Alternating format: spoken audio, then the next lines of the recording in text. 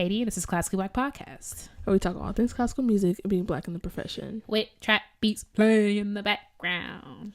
All right. That's literally my line. I mean, I guess. I mean, it's been my line for 18 episodes. All right. Well, 17.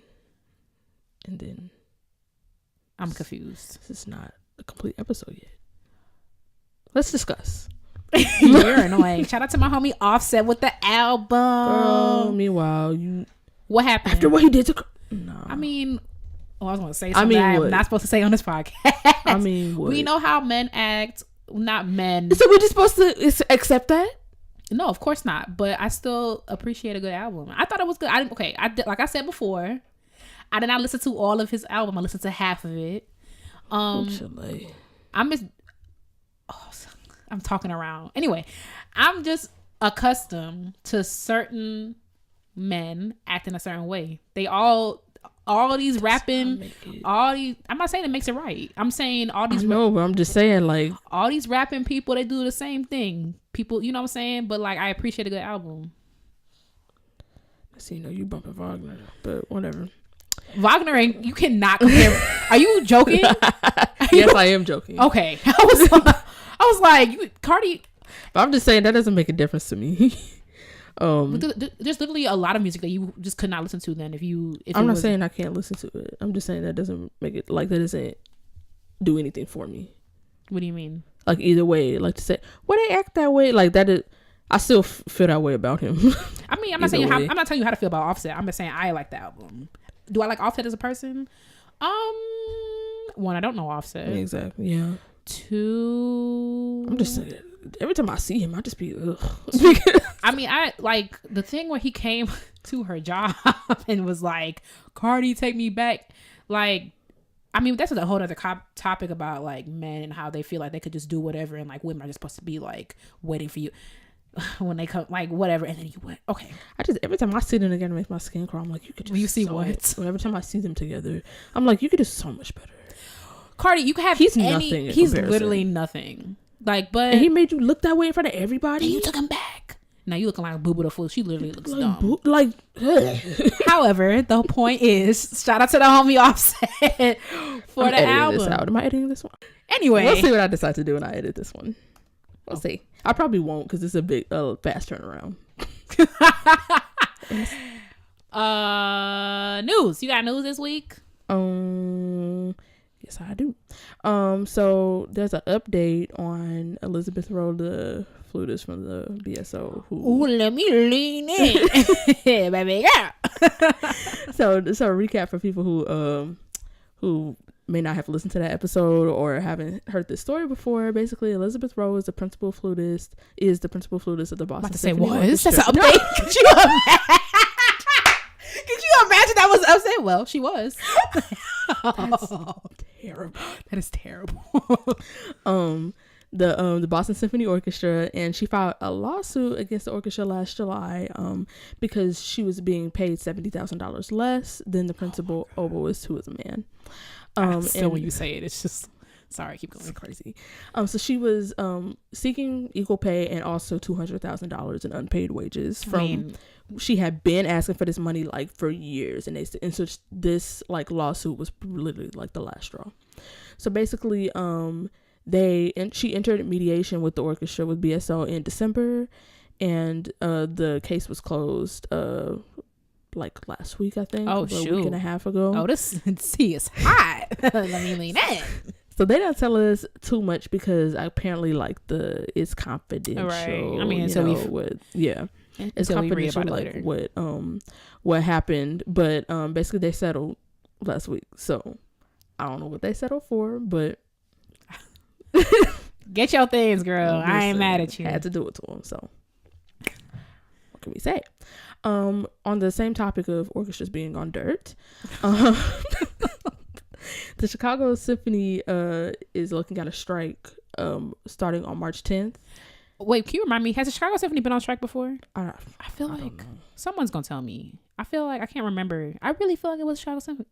Let me not talk about my nigga. I don't know whether or not they've been on strike before. However, I do know that basically they're in negotiations right now. They have a couple of negotiations set up, and that's when their contract ends. That contract actually ended the end of last year, but it was extended to March 9th, I think, to sort of like see where the negotiations were going to go. So on March 10th, if the negotiations don't go where they want them to, if they can't come to an agreement, then they're going on strike. And initially I was like, the CSO on strike? Like, such a renowned orchestra? Like, yeah, like you literally look, first of all, I'm so Chicago is not doing too well right now. For several reasons. One that happened yesterday, one that happened, and then now this. Like 312-773-708. Do better. All right, here you go. 224. Okay. I always forget about 224. So basically, the orchestra, what their complaint is that their benefits and their compensation has been the same, but their schedules have increased and the working conditions have deteriorated, which I just want to know what that means. Working condition. Now you pull up to rehearsal, you got folding chairs, wire stands. You rehearsing outside. They playing you a MIDI A, no oboist. Can you imagine? You got to set up your own chair. Viola tear down. Oboes, two of you guys get to work. Like, what does that mean? It's probably, you know what? Yeah, I guess somebody who's in an actual orchestra can tell us what. I don't know. Because that's so above my head. So work conditions. What, sis? What could I'm trying to figure out, like, what could it really be? Half the lights in the hall don't work. Oh, can you imagine? Symphony Center. Is it Symphony Hall? I don't know. Symphony Center. Yeah. The lights not working. You mad now? You in the middle of Beethoven's second, and lights flickering on stage. It's not funny. Help us out. What does that mean? They didn't really go into detail about that. What they did go into detail about is the fact that the CSO has had one of their best years in terms of like ticket sales, with nearly 350,000 tickets sold. Shucks. Which is more than 200. Okay, let me slow down before I start. Which is more than $23 million in revenue. And I got some quotes from people in the orchestra that I was like, the tea.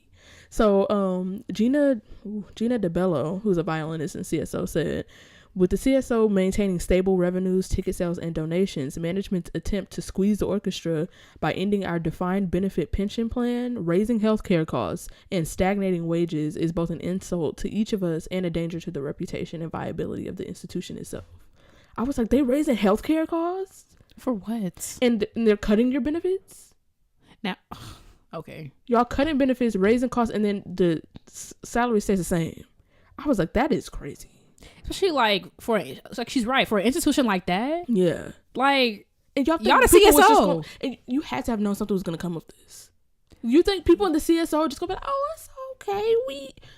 No. You mess with people's health care and people's kids. People got kids, right. And you playing, and the thing is, they probably, people be swindling. They probably playing, I can just throw another symphony on this program real quick. And then you turn around, you playing 4-hour concerts. You like, wait, hold on. You think ain't nobody keeping track of that? Exactly. Y'all had to have known. And another person sheds a little bit more light on it, saying that that management is trying to squeeze them to pay for their bond debt for the rehabilitation of Symphony Center, which was more than $100 million. That's on y'all. Right. Like, if I was in the orchestra, I'd be like, right. Ain't nobody tell y'all to. So we know the light's not flickering because $100 million buy you a whole bunch of light bulbs. So, but shout out to the people in the orchestra, because even though, like, I'm joking around or whatever, like, to spend, they got your whole government name on this thing speaking out against them. Like, that's, go ahead, sis. Right. I know. Tenure must be a beautiful thing. Honestly, because when I get my little orchestra job, I'm be like, you know what, guys, it's really not that bad playing in the bathroom. They used to. Nah, I'm on the thing with that dark silhouette and your voice are like, oh, that's gonna be me speaking out. I'm not gonna speak out. I'll be like, guys, it's how much do we really need heat in January? Guys,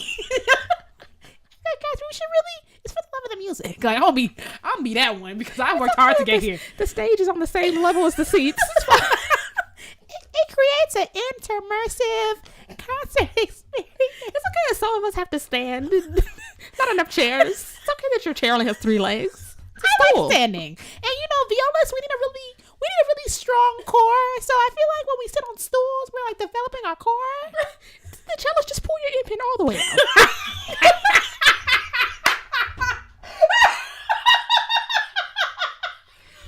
Oh, these things go on for way too long. They really truly do. Oh my God. Could you imagine? You go to the CSO, they got cellos, just pull your pins all the way out. Now you're Stradivarius. So my teacher, Dr. Block, his son is Mike Block, and Mike Block is famous for the block strap, where it's like you put it. It looks like a harness. You know what I'm talking about? Yeah, no. It's a harness for your cello, so you can walk around and play. So now you get to work at the CSO on Monday, and they got 12 of them lined up. You better know. Could you imagine? Just on the floor where it used to be.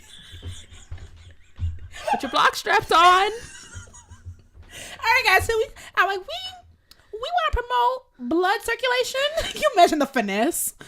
We're trying to promote blood circulation, so we thought it would be a really nice gesture to give you block straps. So now, feel free to move about the cabin as you. You going on tour in propeller planes and. Now CSO is in partnership with Spirit Airlines from that moment. now they strapping your base to a bird. Right. They got you moving your own stuff, because I remember I did a side by side with the LA Phil, and like the extent to which they got people like them bass players, they don't even touch their basses until it's time to play. Their basses live at the hall. They got people to move them. Yeah, but on Spirit, now you moving it yourself, and you. But you on the tarmac trying to. You directing the plane. Now you gotta run and catch up. I was gonna say you gotta run. They got somebody holding. Grab my hand. We've gone so far. Can you imagine? It's okay. CSO on tour now. They doing a European tour. So but they don't want to stop the plane. So they just propel you over Berlin, drop you first, and you got to catch your bass after. Catching timpani. No, wow. Now you catch all but 2 of them. Catch the first one, but the biggest timpano falls on you. I'm okay. Okay, now me never getting a job at the CSO because when I get to my interview, they play this. Okay, can you imagine passing every round, Katie Brown, and this is what? And I get to the interview, I'm like, we found this. What were you saying about us? Right. What was that? I'm like, nah, you missed the part. I was listen, you messing. That was Katie Brown. I'm Catherine. Yeah, I'm like, you bugging, dog. I'm over here yelling at Muti. What you mean, son? I said some nice stuff from before that. I'm like, y'all was on dirt. I calls it like I see it. Okay. I was gonna say this right after I said that, and then we just went on and on. And on. But basically the same person that said y'all shouldn't be trying to what am I trying to say? Trying to pay y'all debt with money from our packages. I mean, to renovate this, that y'all use to renovate this hall, because when people think CSO, they think the musicians, they think our maestro and the music that we play. They don't think, Symphony Center, and other things probably happen there. And did they change out them red seats? I mean, my booty hurt. Now you halfway between the Schubert Symphony and now your butt on fire. They changed them seats out? I have no information on that at this time. Well, if there is not something, an agreement reached by March 10th, then 100 CSO musicians will walk out and performances will be suspended. So could you imagine? I bet you they are screaming. They're trying to figure that out quickly. Exactly. Can you imagine? And like some people pre-bought their tickets. Yeah, people, y'all subscribe to y'all, whatever. Exactly. Like, this ain't no rinky-dink whatever. This is the Chicago Symphony. Like, ooh, Chile. Well, Godspeed. I'm just kidding. Good luck. Oh, shoot. Hope you make it through. I mean, I honestly do, because this seems like this could be a disaster. I mean, but also, like, I feel like they're gonna reach some type of... Yeah. There ain't no way y'all just gonna be like, calling you R.I.P. Right. You imagine they sitting in the office like, bet y'all ain't finna walk out. Like, you imagine? Now it's March 9th and they be like, nah, they really about to. Now they packing up their block straps. All right, let's move on to intermission. All right, y'all, we're back and it's time for intermission. So as y'all know that about once a month we have a different guest on the show. So this week we are talking to Richard Desinord. Say hey, Richard. Hey. Okay. Here he goes. I didn't know if I was supposed to copy you or just like say hey or something. So hi. Sorry, this is a mistake. I'm just playing. So this week we are in the studio with Richard Desinord, PhD student here at Eastman in theory. Which we'll get into why in the world. I mean, I have so many questions. Like, on purpose, did you put the wrong? You know how like when you apply to Eastman, they got a drop down thing, and he meant to pick like piano or something, but he picked theory. Literally anything else. And bagpipes. And then your finger slipped, and then it wouldn't let you go back, and it was like because you know how they be like you gonna submit whatever. So he probably like just like read it real quick, and then and then he just.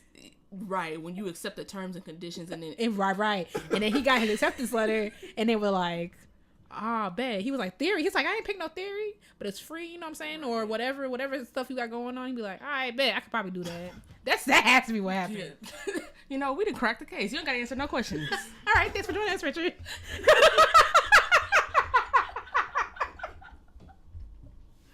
Ooh, this is a mistake. We play all day. All day. So, Richard, go ahead and introduce What's yourself. up, Tell us about yourself. Okay. Well, she already said I'm Richard. I'm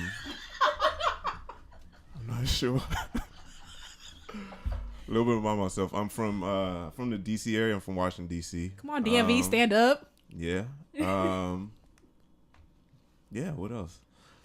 That's it. I figure everything else I'm gonna answer all your questions if I go into it.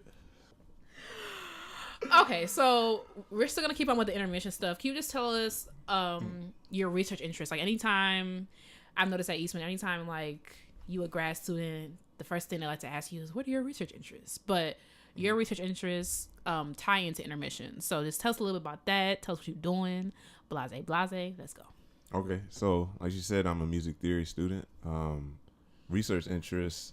It's weird. I actually was doing Stravinsky when I was at Penn State a few years ago. It's weird where I got into that. I was supposed to be doing like Mahler or something, but then I was like, oh, my professor, she was real cool, Maureen Carr, and then I got into Stravinsky. And then I always had the interest in like black music, especially like contemporary gospel, neo soul, stuff like that. And I started to try to get into that with Stravinsky with this Wynton Marsalis thing that he did based on Stravinsky. And I had to put that to the side because I couldn't really write a thesis that quick based on what I was getting. So, so right now the research interest, like I feel like I have like free reign to do what I really want at this point. So it's really based on, like I said, artists like Music Soul Child, Jill Scott, but more so with Robert Glasper's music and studying his harmony. And I'm not really interested in the lyrical part of this stuff yet. I just want to study the harmony. Nobody's really talking about this stuff. So that's the main thing right now. When I say gospel, like I said, it's contemporary gospel.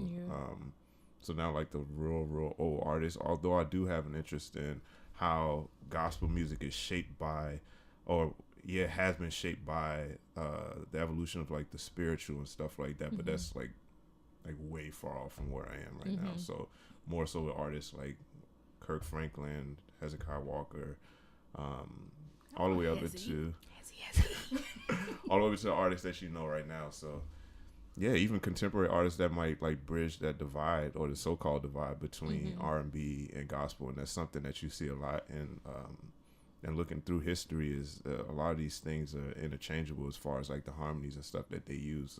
Is sometimes no difference between jazz and gospel or R&B or anything like that. Like what is secular is basically gospel, and what's gospel. Yeah. I mean, some people make it explicit, like Chance the Rapper, he'll rap over something that is explicitly gospel. But sometimes it's not. They'll just invoke God or religion into something, and without that word like being explicit, you would never know the difference in between each one. So it can be in the church or outside of it. It's still the same thing. It's just music. Yeah.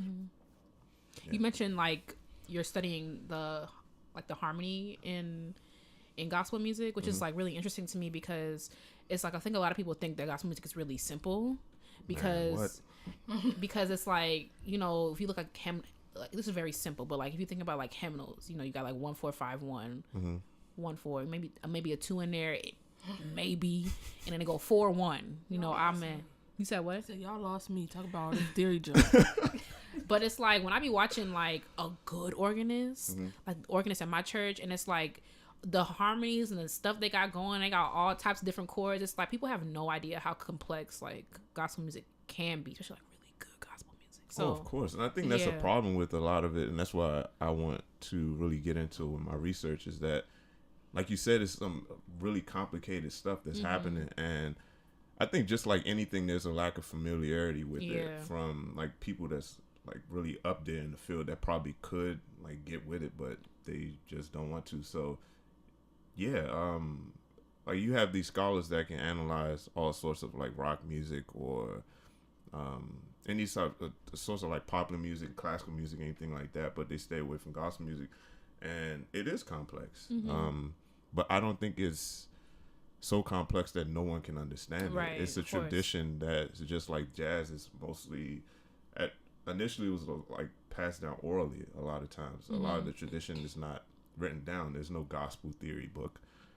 There's no gospel theory tradition that people like just talk about. You don't see articles written about gospel music theory, but I would say that the harmony is more rich than I don't know, a Kurt Cobain song or something like that, but you still don't see that many articles written about it. I think most of the time it's musicological. Music historians talk about it a lot, but it's complex enough that it warrants further discussion in the field, in the academy. But and then I mean, at the end of the day, it is something that is played and enjoyed mostly by Black people. And if there are like 1,000, like say you go to a conference, a theory conference, and it's like 1,000 people there, and then it's only like 5 or 10 Black people, it's not gonna really expect to see that stuff. I would say like somebody might argue that a gospel or not a gospel artist, but like some type of like popular artists like Kanye West, so somebody's going to study rap, because you'll see that at a theory conference. You'll hear somebody give a presentation on lyricism or like meter or something like that within rap, but that's something that is like consumed widely by like different races. Right. So you see a lot of artists you saw in like the early 90s, like white parents getting upset with their because their kids were listening to rap. So this is something that crosses all genres. Gospel music, I would say that it's infiltrated white churches, but not to the degree where like they are like consuming this stuff outside of religion. So yeah, it's that sort of like mindset where people aren't really consuming and engaging with it outside of like one set like situation. So you're not gonna really see people talking about it that much. So it's not just like, oh, it's Black stuff, people don't want to talk about it. But if you aren't around it, if you aren't like I said, engaging with it, kind of wouldn't expect people to talk about it that much. So yeah, also like with it being tied up in religion, that's also like people think it means some type of something if you listen to the gospel music, but gospel music would just be lit. It be lit like the music underneath. Like, but the weird thing is, like when you can't go through a music history course about European composers and not talk about Bach's influence by the church. You can't. Exactly. They love to talk about a good mass. They love to talk about all that other stuff. But when we get to make me clap my hands, y'all want to talk about dancing stone. That song lit. Together. GP, are you with me? Oh yeah, we at the church, we go nowhere. GP, are you with me? Da da da, the stomp, the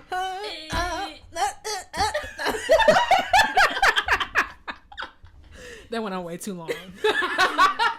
I mean, we could cover that. We could talk about all them songs. Can you imagine?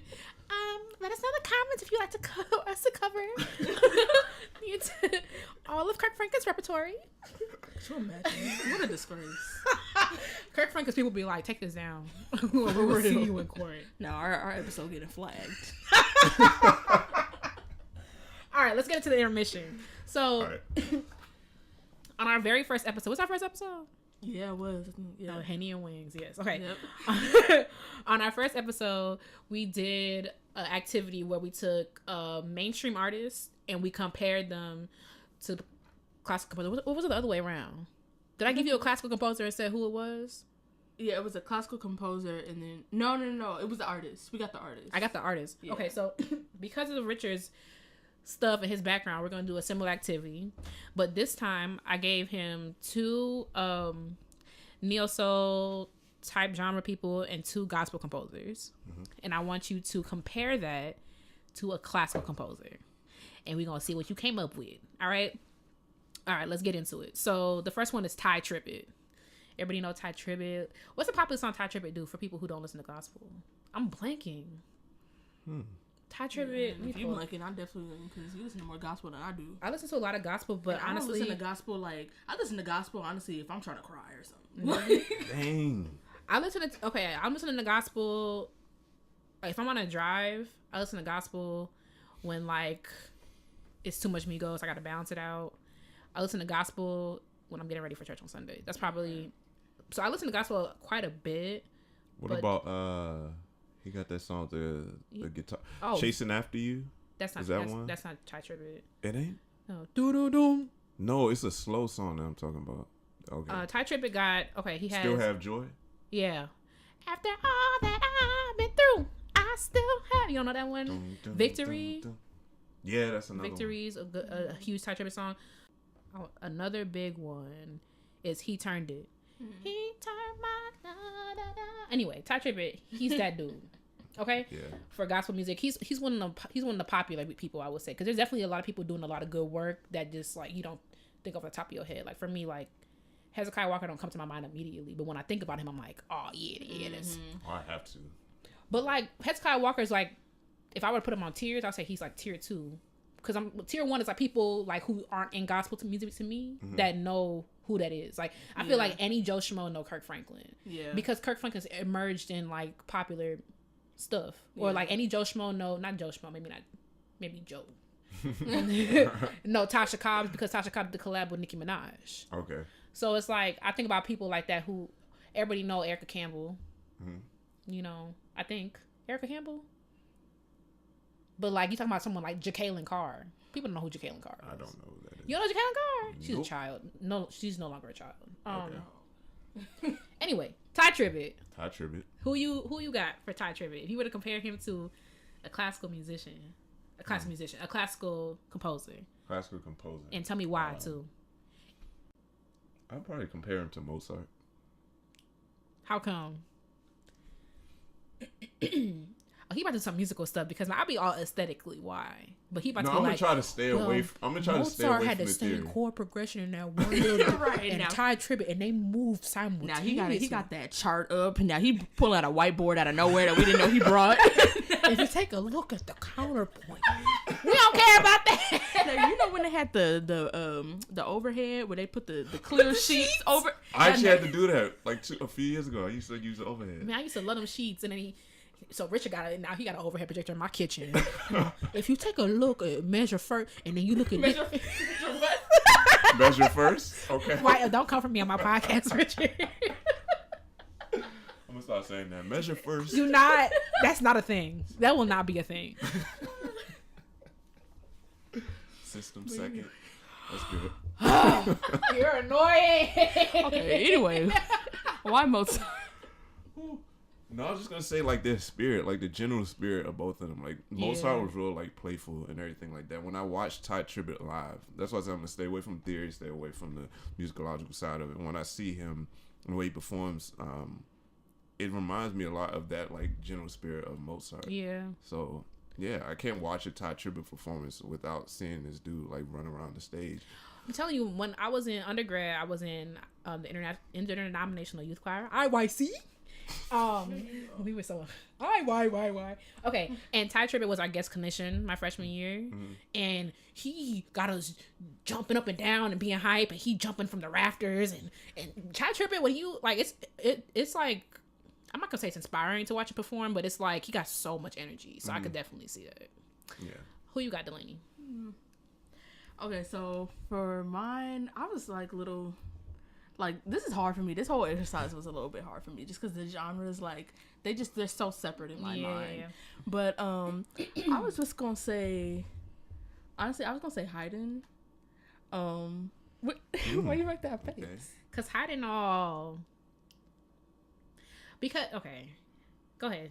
I mean, mine is very shallow. Like, I'm not going into, like, especially because I feel like out of all the people that we have on here, Ty Tribbett is the one that I know the least too. I can see that. But I feel like I was definitely gonna pick someone classical because just the way his music is like very like upbeat and like just for sure. You know, it just reminds me of that. It reminds me of something that was just like very popular and like just like widely appealing. Yeah. And I feel like that reminds me of Haydn because like he was just cranking out music and people was like, "Hey, this mine," and then you know like. See what? Anyway, it's my stuff. No, have me out here. I don't know. That's why I picked Haydn. The reason why I made that Haydn. The reason why I made that face is because like I listen to Ty Tribbett, so it's like there's so much to me. Haydn is I'm not gonna get dragged, but to me Haydn is very like one dimensional. Yeah, he is. So, but Ty Tribbett like he can seem like that. In theory, they got this thing called like monothematic sonatas about Haydn. Mm-hmm. I'm not gonna get into it, but keep going. What that mean? Monothematic. See how we paused and looked at him when he brought up theory. We was like, here you go. And I was like, you gonna define what monothematic? I mean, I could decipher what that mean, but you know, I learned my lesson at Eastman that what it looked like ain't what it is. It sound like? You thinking like a sonata? You're not gonna embarrass us on this podcast, right? You see that hand went up? Hold on, both of y'all students here. So if I ask you about sonata, first movement, what do you expect to hear? You're gonna hear a theme, and what are you gonna hear after that? Oh, second theme. Yeah, so just think monothematic. Oh, so he only do one theme? He write a whole sonata on one theme? But that's what people say. So I mean, because how did everything be? What it be? Man, you super reduced that. Everything be like that. They didn't have crescendos yet. Like, what a time to be alive. Just piano and forte. Yeah. Listen, let me audition for orchestra back then. I might could do that. But Ty Tribbett has a lot of faces to me. You know, he has this one thing called this one song called the G.A. like the G.A. hymn, and it's like beautiful. Yeah, I don't be knowing all that. That's why I picked Haydn. Oh, it's called Who Else But God, and it's like such a beautiful song. Like, just I heard it one time when I was driving, and I was like, what is it? It's like amazing. For Ty Tribbett, I said Shostakovich. And because I said this because Shostakovich was the type of person to me that was always pushing the envelope. You know what I'm saying? And it's like, even though he was so like, he was restricted because of like what he was doing, it's like he still did he was still like that dude. He's still writing whatever he wants. Like, even when they were like, all right, we need you to write happy music, like write a waltz. And he's like, all right, bet I can write you a little waltz. And it's in minor. You know what I'm saying? And they're like, this is not what we were thinking of. So it's like, Ty Tribbett to me, he's a person, he's always pushing the envelope. He's always doing something new. Like, he's a pastor, whatever. I have a friend that just did a show with him, and it's like, you know, he's always doing something different, something maybe not innovative, but like he always doing stuff. And I'm like, that reminds me of Shostakovich. All right, Yolanda Adams is the next one. Okay. I might do a simple one. Just compare her to Bach. Yolanda Adams? Yeah. Why? First thing I thought. One reason, because I couldn't think of nobody. Second, because ass over. Because this is like the 50th straw. Here y'all go with the short. No, think about this though. When you think about like Bach, it's certain like artists or composers or whoever that you just think of, and there's like no wrong that they can do, right? Like everybody looks at them as like the standard. I see where you're going. So when I think of Bach, it's just like, we teach theory from a standpoint of like what Bach did, basically. Like, we do a lot of stuff, a lot of conventions that we do. Like, he wasn't like super, super, super innovative. I mean, he was, but it was more so that he took a bunch of stuff that was already happening and just made it like, I mean, it's like no words almost when you listen to his music. Some people call it too simple or something like that. That's Bach. weird. Meanwhile, my fingers stumbling along in this Alamand. My fingers crip walking. Right. That's the fingerboard. You don't take nothing serious. We don't take Meanwhile, my teacher was probably listening like, this is why it's out of tune, because you play all day. No, but for real, it's like if you think of that, like when I listen to Yolanda Adams, it's one of those same things. Like she doesn't do anything wrong. Like I don't hear something that's bad. It's probably not something that's gonna be like extremely innovative as far as listening to, I don't know, like if you listen to Bach compared to, I don't know, Webern or something like that. It's not like a big drastic difference, but it's still like everybody listens to her. If you want to like have standard quote gospel technique or anything like that, you go to what she's doing. Mm-hmm. Like it's just great. Like it's not even like middle of the road. It's just very, very good. Yeah, I mean, they were asking her to do Aretha's tribute. They were like, y'all getting these little raggedy. We just want Yolanda Adams. Like, you got people not in your genre being like, that girl sing down. Exactly. So ask her. Yeah, that's the main reason. What about you? All right, so I'm looking at your answers, and we have the same person. Really? Yolanda, yeah. Because we were just talk about it together there. Yeah, because we were talking about, like, you were talking about her, like, being virtuosic and stuff, and I was like, I mean, yes, and we both picked Paganini. Like, ooh, okay. I thought of Paganini immediately when I thought of Yolanda Adams because she's a virtuoso to me. She's like one of the GOATs, definitely top 5 gospel singers of our generation. And maybe not my generation, but you know what I mean. And I don't know, Paganini, I mean, Yolanda Adams just sings down everything she does. And I just think about Paganini's attitude, like, Paganini commissioned Berlioz to write a viola concerto, right? So Berlioz like, boom, got you. So he wrote what's it called? I forgot. I'm blanking on the name of the viola concerto he wrote. It's the one where viola doing all type of weird stuff, and Paganini's like, I'm not playing this. This is too easy. Wow. And it's like like and it's like low key that viola concerto is like low key a joke, but I'm gonna look for it because it's gonna drive me crazy. I'm gonna start doing that to avoid playing stuff. Oh, I'm not gonna play that. It's too easy. Can you imagine? GT gives me a Bartok viola concerto. I can imagine the dragging I would get if I said that to my teacher. Like, well, and your jury says otherwise. And you ought to be dragged. But also with Paganini, he frolicking around doing all this stuff because I be looking at so there's a book of caprices. Why am I blanking on everything, baby girl? There's a book of caprices that I love to play like as a warm up, and I remember Mrs. Taylor was like, "Okay, yeah, let's do these caprices." I'm like, "I got these caprices already. Like these caprices are lit," and he's like, "Just make sure you don't get the ones that were fingered by Paganini." And I was like, "That's the one that I have." He's like, "Scratch them out," because. Who playing all that? Who is doing that? Like he doing all this and he all up and down. Like that's what Yolanda Adams to me. She's just dislocating his pinky so that he could be in 6th position without shifting. Right, like he just Paganini did a lot. Harold in Italy is the name of the viola concerto. It's like low key a joke. Okay, let's move on. Right. Robert Glasper. So now we're switching gears a little bit. Tell me about Robert Glasper. Robert Glasper. I was trying to think of a composer that like melds genres together because Robert Glasper's that type of dude. Like people in the hip hop world know who he is because he's collaborated with like Common and a bunch of artists. And then on the other side of things, he is a jazz artist first and foremost, but he was influenced by gospel. He plays a lot of gospel pieces, or at least he incorporates that into his stuff. Then there's R&B in there too, or neo soul, but. I'll say Sammy Coleridge Taylor. You know I love me a good Coleridge Taylor. Yes. If people don't know who he is, quick. Shame on you. I'm kidding. I'm kidding. It was a joke. Haha. LOL. A quick like summary of who he is and what he did. He's a British composer. He was half black, half white. His dad was from Sierra Leone, I think. And then he basically left when he was a kid. His mom got pregnant, and then after that, he rolled out. You know what happened? We gotta have Richard on our music history episode. Right. He rolled out. And he wrote this joint that. Right. Basically. But yeah, he that was like his early life, and then after that he came up. A lot of people don't know. Like I think he won a scholarship to the Royal College of Music over Holst. But he deserves. I mean, Holst for a little ditty don't about quote some me rocks 100% on in the that. sky. Holst for a little ditty about some rocks in the sky, and now y'all can't let him go. For real. Let him go.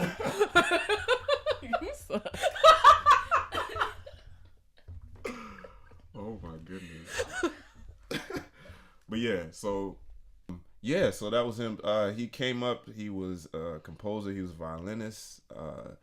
He composed mostly entirely in the Western classical tradition. I won't say common practice, but around that time, he was born in 1875. So basically, up until history buff. I wasn't expecting all this. Go ahead, Richie. So you basically get from his birth and him taking lessons and doing things like that, because I mean he had a white mother. He was living in England at the time, so he was still able to get some resources, even though they were still poor. Right. He had some. I think his grandfather like helped him get lessons or something like that, and then like. He got into college. He was composing. He was doing his thing. I think the piece that they performed at Sphinx, that was written before the turn of the century. So it's like that was his Ballade, Opus 33 that they played. So yeah, we had that. And then after that, all of a sudden, the Fifth Jubilee singers are coming. You know how they tour and everything like that. So it's like you are basically like a black person. He was. If you see a picture of him, he has a fro. He's like caramel skin, kind of light caramel skin. He knows he's different than everybody else, and then you have these people that come around and they look like you, and they're singing this music that is their music. They're singing like spirituals and stuff like that. And he was like, oh, so he started incorporating that stuff into his works, and they started like a partnership. There was like a Samuel Chorus, there was Society in DC. There's a bunch of stuff. Like he was, I think he's supposed to do something with the New York Philharmonic.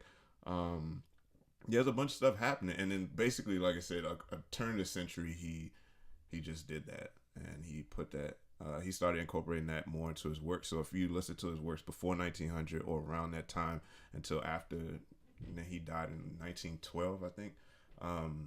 You hear a big, like a seismic shift in the way he composed, the themes he used. Like he'll put like Deep River into a song or something like that. So you'll hear that in his music.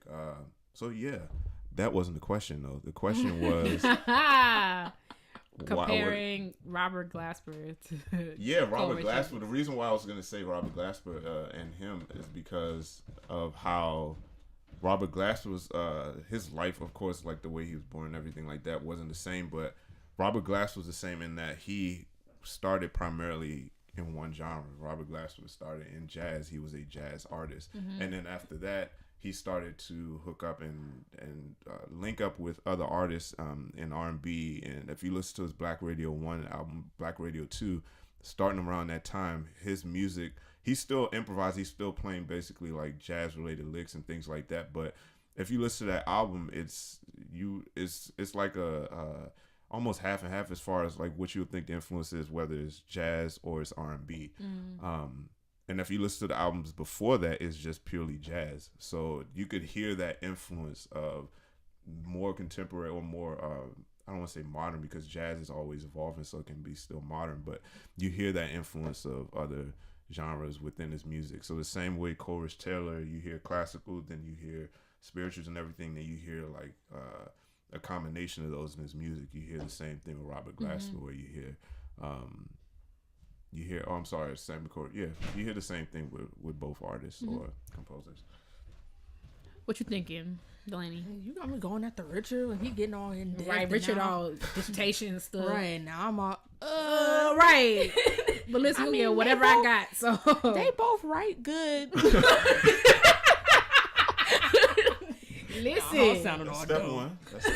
Baby steps. Okay, so I don't know. When I was thinking like merging genres and like stuff like that, I started thinking of Gershwin. I was gonna say Gershwin, low key. Yeah, go ahead. Yeah, I was thinking of Gershwin because like I don't know. He had, I mean, of course, he brought like all those jazz influences and stuff, and I'm also just thinking about his music. Like it could be like in your face, it could be whatever, but it also like has like some smooth parts, smooth with a V. Shout out to Richard. Smooth with a V. Oh, well, people finally meet Richard. We shout out you out every time we say Smooth. We be like, shout out to Richard. So now we know where we got it from. Oh, very good. Yeah, but I don't know. That's why I picked Gershwin, because I feel like there's very small similarities that I hear, like that I can hear in terms of like, because I know he's kind of like neo soul and like he's kind of, you know, it's real smooth or whatever, smooth. But I just think that in terms of like their influences, like of course Robert Glasper has more influences and he's more like branched out than Gershwin was, but I think that merging the genres, especially because like people was not expecting that from him, you know, from Gershwin, I mean, classical music, and to be able to do it so seamlessly too, right, was like something else that made me think that they was like similar. So mine's a little bit more simple because I ain't getting no PhD in theory, but so if I were to compare Robert Glasper to someone, I would say William Grant Still. That was my second choice. That's my dude, and the reason why I picked Still is because his music is just like, it's really good quality, and it's like it make you feel good. It just like, I don't know, everything I only played one piece by him, maybe two. Which one? I played Here's One, arrangement for viola. Okay. And it's like he still is known for doing stuff with spirituals and stuff like that. So that's like his like whatever his basis. So he does a lot about stuff like that. So, and when I was my first introduction to Robert Glasper, I've heard of him, but whatever, I didn't listen to him. So I was like, when I was listening to some of his stuff, I was like, okay, this made me feel good. And like, what classical composer make me feel good in this kind of way? Like, it's grooving a little bit, but it's still classical. William Grant Still. So that was my reasoning. Okay, I got one more for you. No. Okay, Erykah Badu. Erykah, I just thought of something random about her, but you gonna share it for the people? Maybe Wagner. I mean, what did she do to you? I mean, low key. I mean, well, actually, I was gonna say, because it's like Wagner did a lot of stuff that kind of changed the game as far as the way we.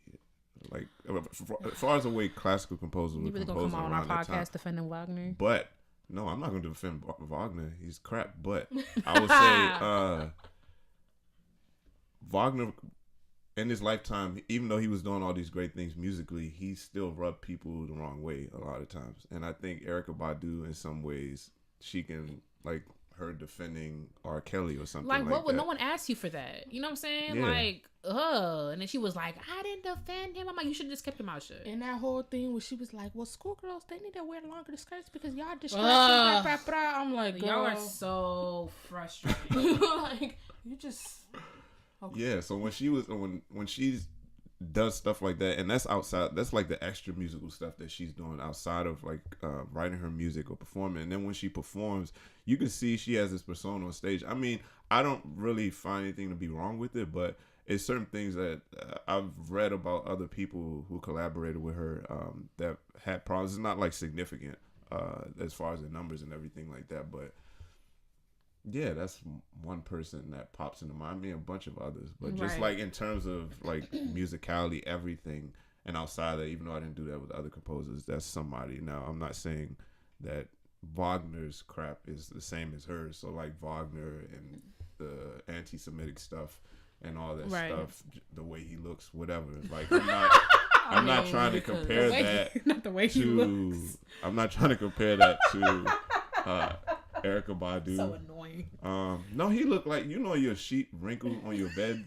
That's what he reminds me of. He looks like a wrinkled sheet or something like that. Might be a wrinkled comforter. I don't know, but shut up. Yeah.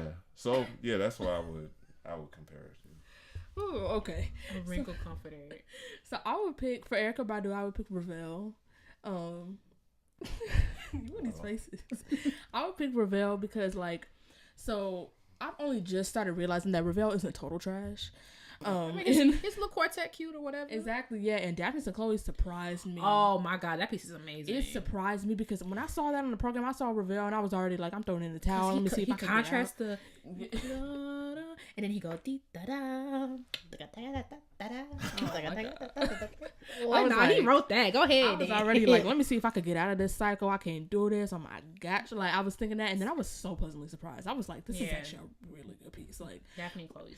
But I was just thinking that because like we were talking about this, when I think of these neo soul artists, I think of like this, you know, you floating this real, you know, I already said this, but even more so with Erykah Badu, and I'm like, when I think of those same adjectives in terms of classical music, I start thinking of impressionist things, which I've already made very clear that I do not mess with. So when I think of like, how can I take someone who's impressionist, but I also don't hate, and then that's where I got Ravel from, because if I say Debussy, that's a slap. Impressionist music, you know, it's like Fire Festival. Dang. How? Hold on. Because oh my god, how did you get from that to Fire Festival? At least impressionist music happened.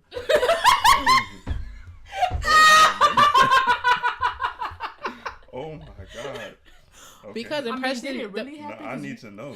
Because impressionist music gives me the impression of music, right? So why don't you just give music?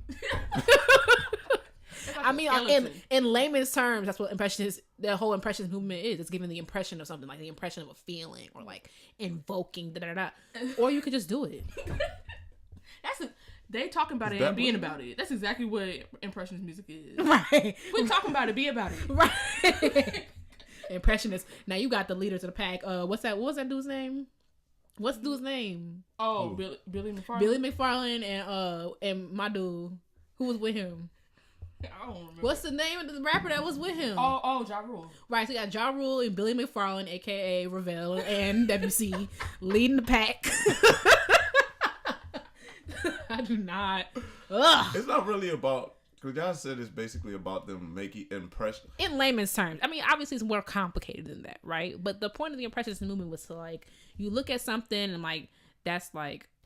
Yeah, because what you described, it sounds like, it sounds more like programmatic music. Like I'm gonna write something that is like, I'm gonna try to, like Strauss, I can write and make you think of the silver on a spoon or something like that. Like I can represent something like concrete with this music. And I think impressionistic, like you said, it's more about like the feeling evoked by those things. So yeah.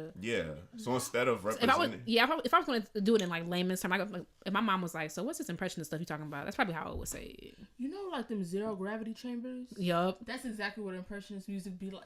You just be floating into an enigma. I mean, it is based more on like mood and emotion than it is like concrete things, because you can't really you can define a mood, like you can say what is anger or something like that, but you can't like you can't grab hold of it. They was all doing the same mood though. Like what mood? I've never heard of blasé. Right. Aloofness or enigma. I don't even What? know. Those are the enigma's not a mood. It's not. I'm sorry. Y'all just saying words. She got a dictionary in front of her, and she opened the E section. Don't come for and me. she's just saying words right now. I'm on my TI junk. Elephant. Right. I mean, they should have adopted enigma variations. Right. You see Elgar? Look, Elgar wrote a whole little piece on moods, and we know exactly where it was. What was the variations about? Those are based on people. Those initials were. Those are people. Actual concrete things. Exactly. And therefore, we like it better. Those are people. What? I mean, Elgar not completely off the hook, because that's Symphony #1. Literal hot trash by Suda Caliente. Like, it is terrible. And did I tell you about the Elgar thing I think I told you. They programmed Elgar's first symphony and like in my undergrad, and like the next week, like they were like, "Nah, we're not doing it." Why? It's because it was too hard and also time constraint. Okay, I think we had cycles or something. The cycle, for whatever reason, on that cycle, we had 3 weeks to turn it around, which might sound like a lot of time, but no, we're like 2 rehearsals a week. That's not enough. Yeah. So we ended up doing the Rhodes and Cavalier, which was lit. That was easier. Yeah, but it's also shorter. Oh yeah, you know, it's shorter, but still, like, but it's so yeah. Then okay, is the Elgar Symphony? It's worse. It's denser. Oh wow, Elgar Strauss. Yes, that's crazy. Okay, we got to listen to it when it's over. In the music, it's like all black on a page. That is crazy. And we read Wait, Strauss or Elgar? Because when I hear Strauss, it sounds like like a sponge and peanut butter. Like it's just like it's so much in there. Like it's like what do you? But Strauss is strategic. It's like Strauss. There's stuff going on. I mean, everybody got stuff going on. But like Strauss, you could like that Orchestra Symphony #1. I remember sitting. I'm sitting in the back. I'm just I'm not trying to get called out. Make sure my bow going the same direction as everybody else. Like because my professor back in the day would call you out. Like you're clueless. Like he would say that. So I'm like, you're not gonna come for me today because I literally don't know. In the first chair, he going all and he trying to give downbeats. I'm like, you have no idea where we are. The only thing that you know for certain is that we are at Illinois State University in Norman. That is the only thing you know for certain. There ain't no downbeats in that symphony. I'm telling you, once the thing starts, it don't stop. That's it.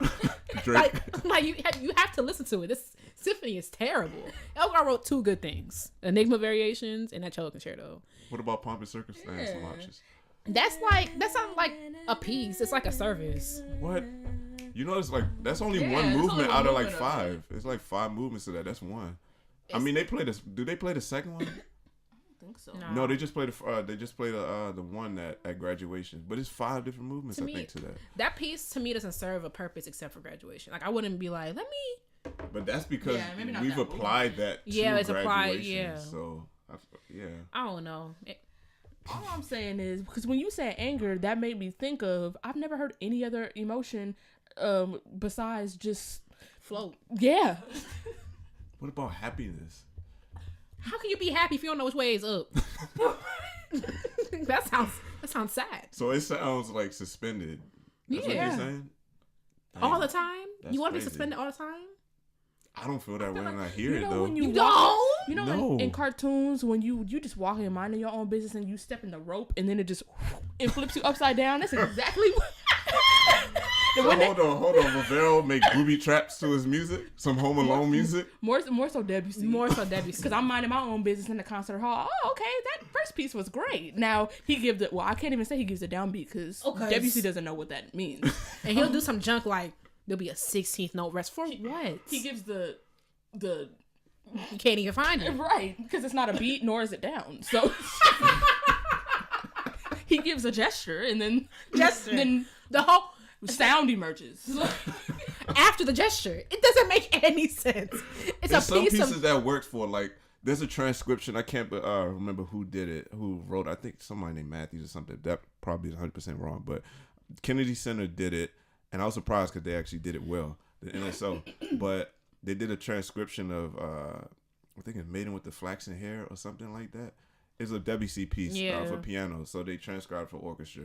And the beginning is supposed to be a crescendo out of nothing. Oh, here we go. And when I say no, it's not even theory. If you just listen to it, it's like the NSO played, and like I said, for them to do that, I was just surprised. Like, oh crap, like they were playing well that night. But it came out of nowhere, and it's like sometimes that's warranted. Like, of course, if it's like Debussy didn't compose a march or Ravel didn't compose a march. So how can you march to nothing? Of course, he ain't compose no march. You can mark time, right? Stand in place. All right, Richard, the point. Sorry, I should never have said anything. They don't do march, they do moonwalks. On the actual moon, because that's the only place it makes sense. Right. Okay, I don't know. Debussy Sometimes must have it been works. an astronaut. Sometimes that like. He's probably one of the first people on the moon. Who? Debussy. He got back. He was like, "That was real." Why y'all so obsessed with space?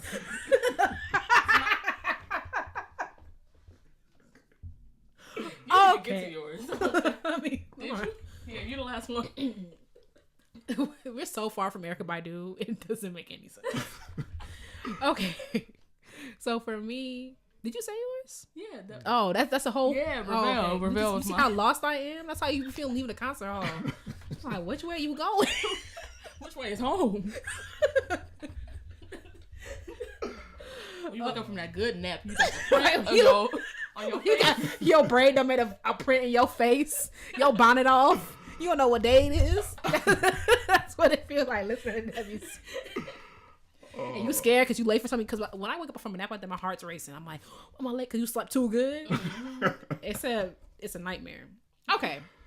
Erykah Badu, I think Beethoven. And I said this because Beethoven, he's not playful in the same sense as Mozart. However, he's very playful. Like, take a look at his Symphony #1. We don't know what the key is until like rehearsal A. You know what I'm saying? Everything is like secondary dominance. You see what I did there? I know a little song. You see what I know? Song. Yes.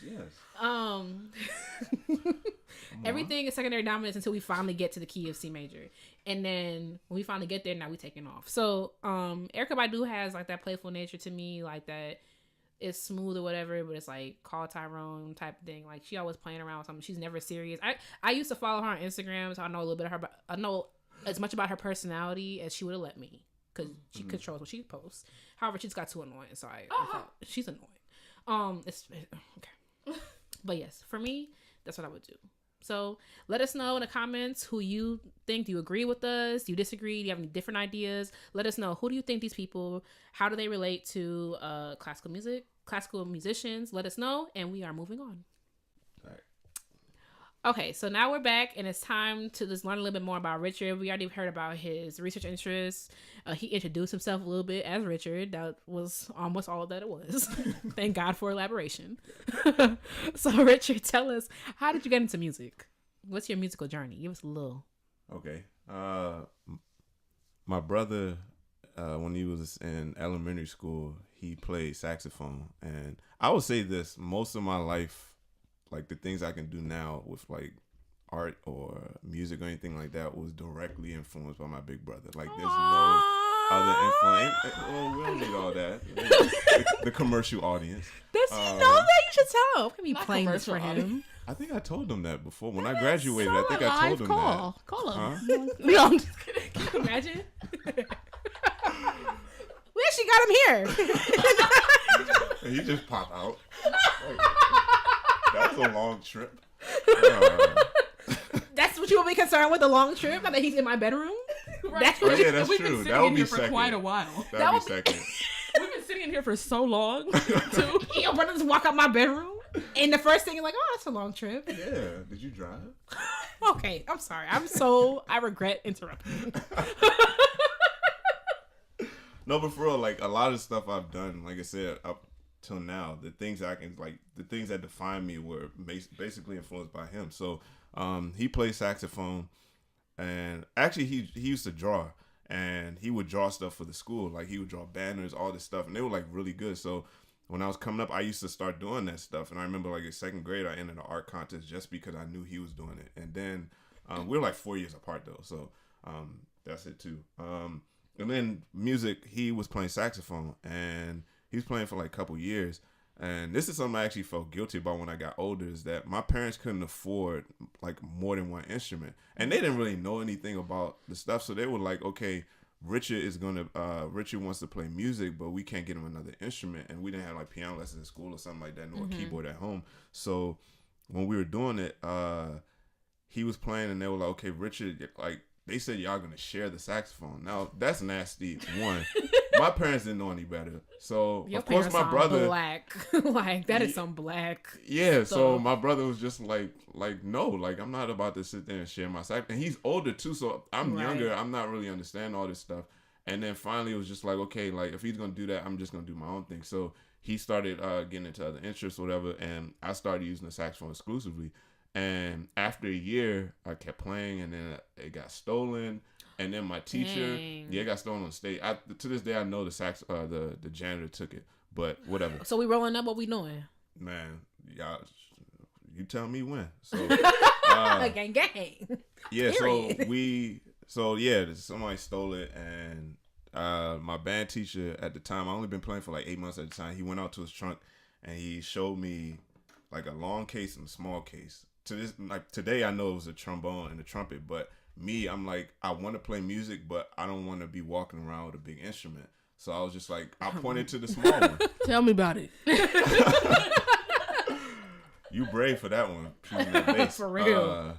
But yeah, I saw the long case and I saw the small one, and I was just like, the small one was shaped normally. The trombone case was shaped weird. I was just like, no, I'm gonna get this small, nice, regular case. So I started playing trumpet, and I just kept doing that ever since then. So that was like 6th grade.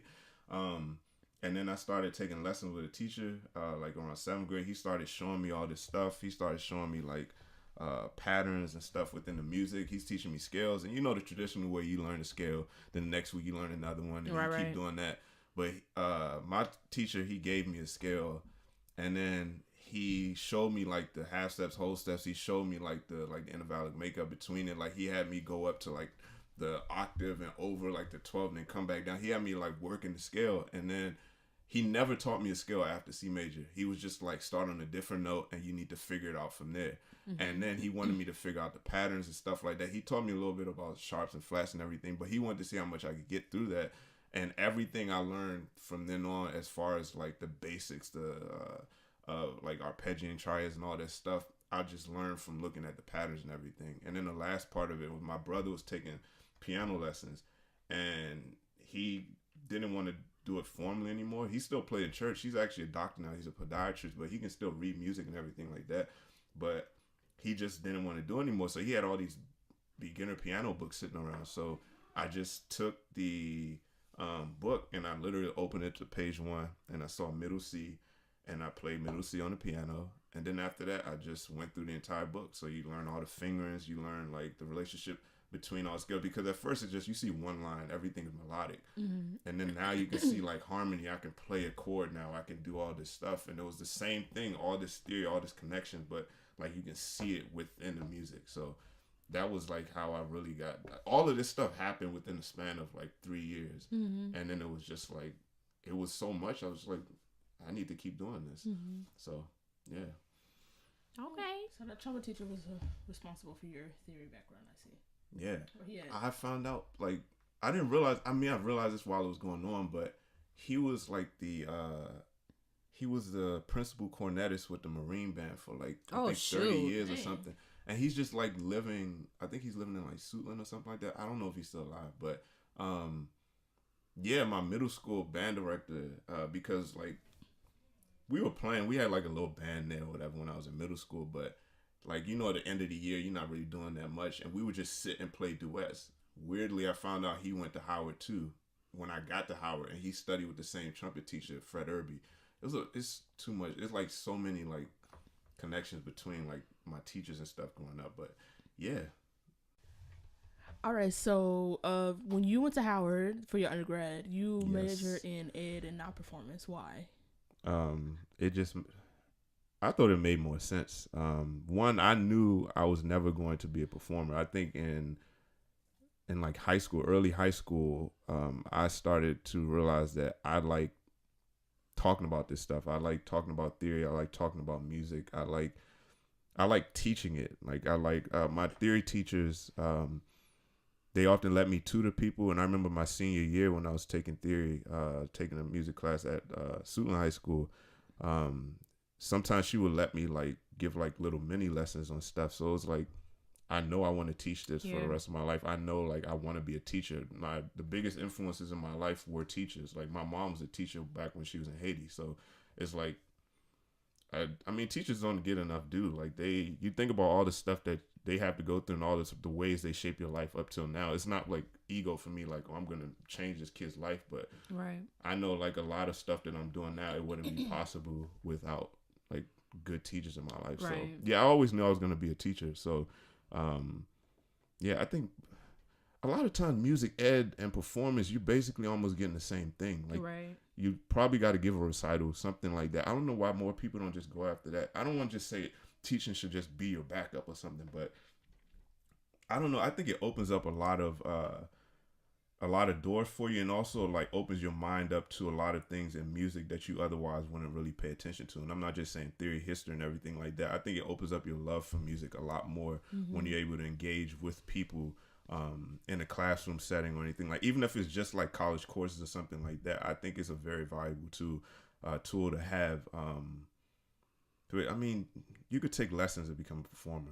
I think like, I don't want to say performance is a waste of money, but you don't want to be one of those people working in a coffee shop or something like that because you didn't get into a major orchestra. Or if you do performance now, just understand that there are other like career paths for you out there. So I'm not knocking performance. I think it's a valuable degree in some ways. I just think people need to have like that, like another side to music, not just performing it, whether it's theory, whether it's history, whether it's pedagogy, anything, whether it's administration, arts administration, anything like that is good to have those things. So I didn't want to lock myself into a box to say I got a degree only to play music. I think at conservatories, maybe like that's the one place you want to do it. But outside of that, no. And I also think teaching low-key has a negative connotation, especially depending on where you are. Like a lot of colleges, like performance and ed majors aren't treated the same. You know, It's like their ed majors are like, well, you don't have to play as well or whatever. You don't have the same playing requirements. I know certainly my undergrad, the playing requirements weren't the same. Like performance majors, they had to give a junior recital and a senior recital, and education majors only had to give a senior recital. It only had to be 30 minutes. Like it just goes on stuff like that. And like certainly somewhere like Eastman, it's not the case. Like everybody playing the same, everyone's getting treated the same. But maybe but I'm also a grad student, so I have no idea how it's working in undergrad, if they're treated the same or not. But there's a negative connotation in teaching. It's like you don't play that well, so you're going to teach, which makes no sense. Because if you don't play well, why would you teach? This at other schools, the people that get into ed programs versus performance, obviously they're not going to be like as good as a performance major, because that's the main thing you came in for. You came in saying, I'm going to be a performance major, so you need to be killing on your instrument. But I think, like you said, I think you're 100% right. There is like this misconception that ed majors cannot play at all, or like I know at University of Maryland they have a band just for music ed majors. Like they have a music ed major band. That doesn't mean that band is like garbage. Of course, they're not like the top like band at the school, because they're not like all performance majors. But if the thing is, if you're going to be teaching somebody how to play, and the institution they're accredited, they're trusting you to go out there with that name on your degree to teach people, and you're garbage, like nobody would do that. Right. So if you couldn't play, like, I mean, that's just logic. That doesn't make sense to me when people think that. So, I mean, I could play. I would like to think so, but. So we giving a recital, Richard? No. Hide and trumpet concerto? No. All right, so you went to Howard University. Shout out to the HU. Which HU? The real HU. Just making sure. Tell us about your time at Howard. Like, that's honestly like low-key regret of mine. Like, I wish I went to a HBCU. I wish HBCUs were pushed at my institution, because you know where I grew up, it's like everybody going to Ivy League, everyone going to Northwestern. You know, it's up the street. Like everybody is trying to do that. So we didn't really have people being like, but you should apply to Clark Atlanta, or you should apply to Howard. Like there was not that push, you know. And of the Black people that I went to school with, you know, pretty diverse. One girl went to Howard, one girl went to TSU, and one girl went to another HBCU. I think it's North Carolina A&T. And that was like in Spelman. In Spelman. So there was only, out of all the Black people, whatever, because you know they give you, it's like, how do you know every Black person out of a 700 people class? But because my newspaper printed everyone's name of what school they're going to. So out of all those people, those four girls went to those schools. Everybody else is going to state schools, PWIs, whatever. So tell us about your time at Howard. Yeah, I'm about to be real disappointed, because I didn't do a bunch of the stuff that was at Howard. But I would say, like, first of all, getting into Howard, I was born and raised basically in the DC area. So it was like, that was like a few metro stops away from where I was. So that wasn't a big deal for me to know that. I was lucky enough to have like what they consider the Mecca, the top Black institution down the street from me. But yeah, when I got into Howard, I mean, it's a lot of stuff that they have that people want to be involved in, everything like that. Like frat life, that's a big thing. At Howard, whether or not you're in it, that is, I'm looking at one right now. Not at one. Sigma Gamma Rho. I remember all this stuff. Like they have all the Sigma Gamma Rho has the trees next to, I think, the deltas or something like that, or they put you off in the corner. I can't remember. Okay, so you have to come on and do. No, for real, I can't remember. I remember like they had the poodles on and everything like that, but yeah, they got their trees. Everybody has their trees out on the yard. So yeah, but Howard is like a special place because there's a lot of alpha chapters. Yeah, I'm surprised. I mean, I'm not surprised that you aren't Greek, because I'm not gonna lie. Like, that doesn't surprise me at all. Nope. However, there's a lot of alpha chapters at Howard. Yeah. Like the majority, I think 5 of them. A lot of people wouldn't admit this, but a lot of people went out for them, or at least expressed interest. Like when we were freshmen and stuff like that. I have like friends who joined. I have like maybe 3 friends who became Qs. A couple friends became Deltas. One I know is AKA. And the music fraternities like KK Psi, what is that? Not SG Rhodes. Sigma Alpha Iota or Iota. So yeah, they have all this stuff right there. They even have because there's probably a bunch of people at SAI that listen to this show. Do not go over there. No, they were cool. It's like they had, and they also have because all the trees on the yard and like the main yard. When people talk about the yard at Howard, it's like that main area. So everybody has to congregate or like pass through there at some point to get to lunch or something like that, or the calf. Or Punch Out. There's like 2 places where you can eat in the Blackburn Center. So yeah, we had those things in all the music fraternities, the 4 KK Psi, Tau Beta Sigma, SAI, and the other one, Phi Mu Alpha. They all have trees in front of the Department of Music, so it's like they are basically. If you're standing at a tree for the Qs or something like that, or the Deltas or whoever, you can look across the yard and see the music fraternities there too. Right. So that's significant in and of itself that people could still recognize those fraternities, because at other schools I don't think it's looked at the same way. Like if you have this big Greek fraternities, it's like, oh, you did that little music thing. I think it's not completely equal, but at least people can see it on the same space.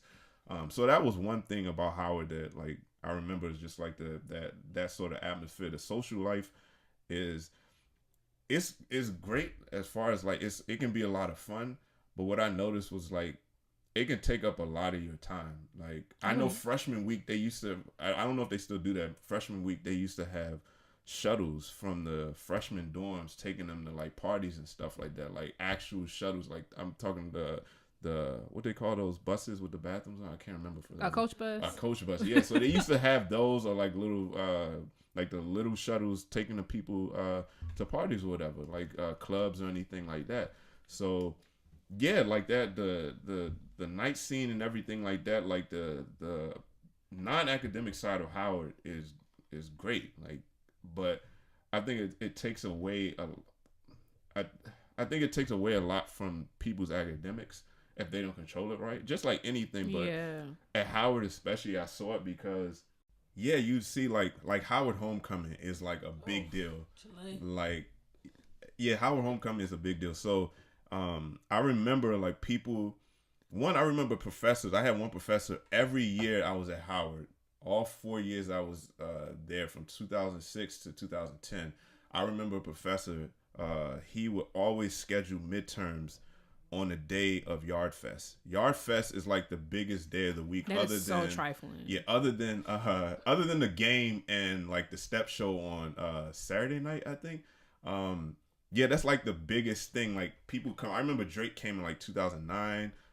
Like big name people would just be there. Like they'd be rolling down the street. There used to be the shop up against the wall. I think it's like a clothing shop, like black clothing shop. They would always come in there and they would just sit there. I don't think they ever gave a live show there, but they would have Yard Fest and everything like that. And people would sometimes, I know a lot of people skip class because of Yard Fest or just homecoming period. Like if it was like a graph or something with like work ethic or something like that, it always dips during during homecoming week, and then it comes back up gradually until the end of the semester. So that was something there that I remember, and I tried to participate. I think I went to Yard Fest once. It's a weird thing. For like a year I did not walk across the yard. People thought I was pledging. I wasn't. I just didn't. Like I just didn't walk across the yard. Nothing was happening. Somebody wasn't chasing me or something like that. It was just I didn't do that. So, and I like my senior year, I started to try to get into more stuff. Weird thing is people talk about parties and stuff that happened at Howard, and then they'll be like, "Oh yeah, you remember this thing? Yeah, you were there." And I'm like, I did not go to anything. So I'm confused why you thought you saw me at this party sophomore year. But yeah, I always joke around like if I went to, God knew what he was doing. Because first of all, I'm way too lit. If I went to a HBCU, I would not be where I am because I would just be.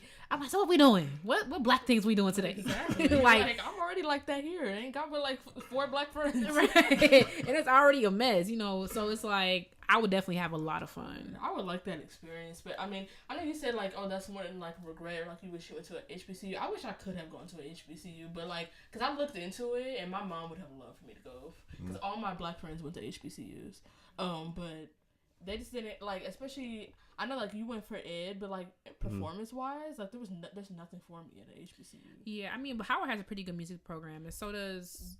When I looked into it, when I was applying to schools, they was like shutting down some things in the strings department specifically. Teachers would like they were shutting down like a whole portion of the department, and I was like, I can't. Yeah. Especially I got an Eastman. You know, it was just kind of like. Yeah, I would. It wasn't really. It's not really the quality of the institution that like just went away. So it's not. I don't want to say like Howard Music Department is like it's garbage or something. It's not. Like I came from there. I know people who've gone there. Like I know great musicians who are still there or they graduated from there. So it's not about that. It's like first of all, it's within a department. So it's the Department of Music, or it's a Department of Music within the Division of Fine Arts. Mm-hmm. So you don't have the same resource, of course, like a conservatory like Eastman, but even other schools where they put more resources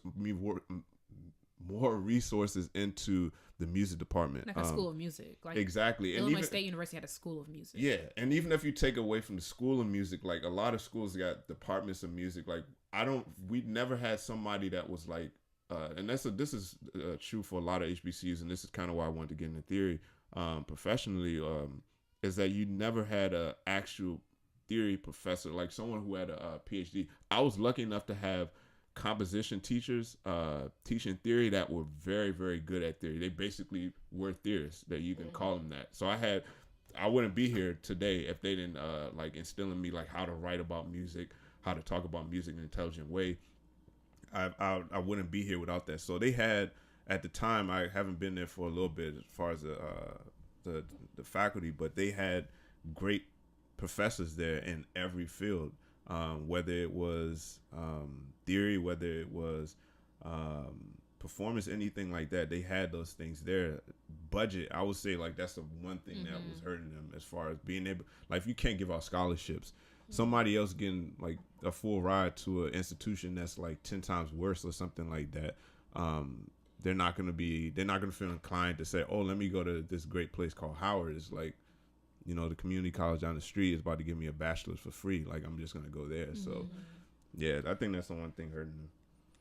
I mean, I definitely said like earlier that I wasn't really looking into HBCUs because this wasn't the culture of my school. However, like I remember like right around the due date, I was like, all right, let me see what things are talking about. Just because a lot of people were talking about like, am I applying to Spelman? I'm like, okay, go off. So I was like, all right, let me look at Xavier University in Louisiana. And I'm looking, and I'm very particular because of like my background, even at that age where I must study viola with a violist because taking viola with a violinist is not the same thing.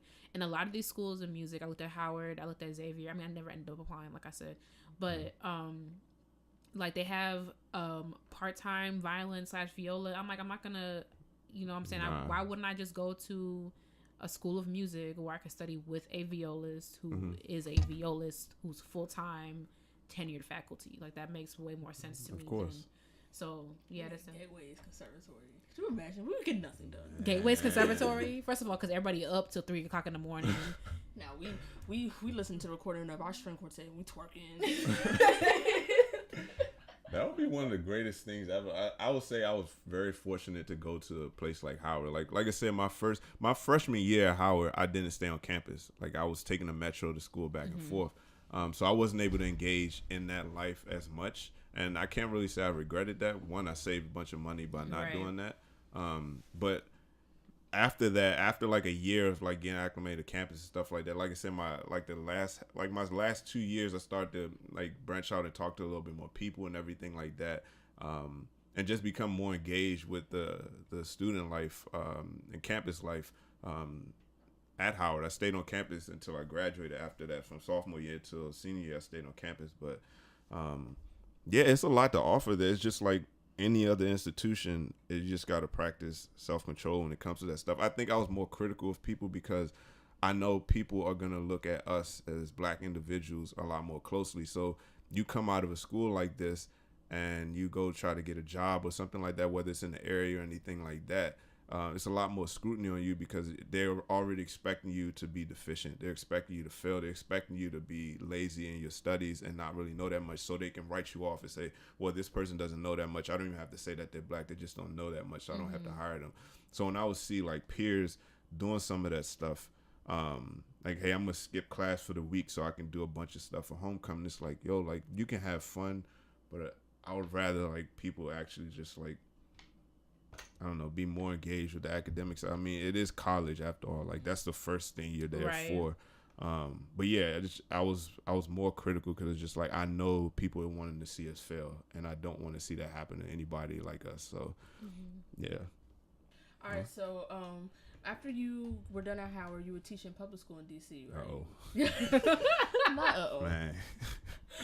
So what are some highs and lows from your time teaching public school?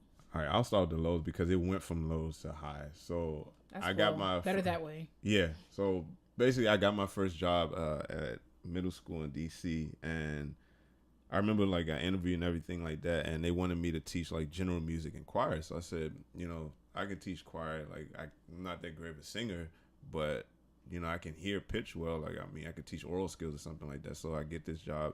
And I don't. I'm mad you rolled your eyes and sat back from the mic. Come on, Dalanie, you are trifling. But yeah, I started.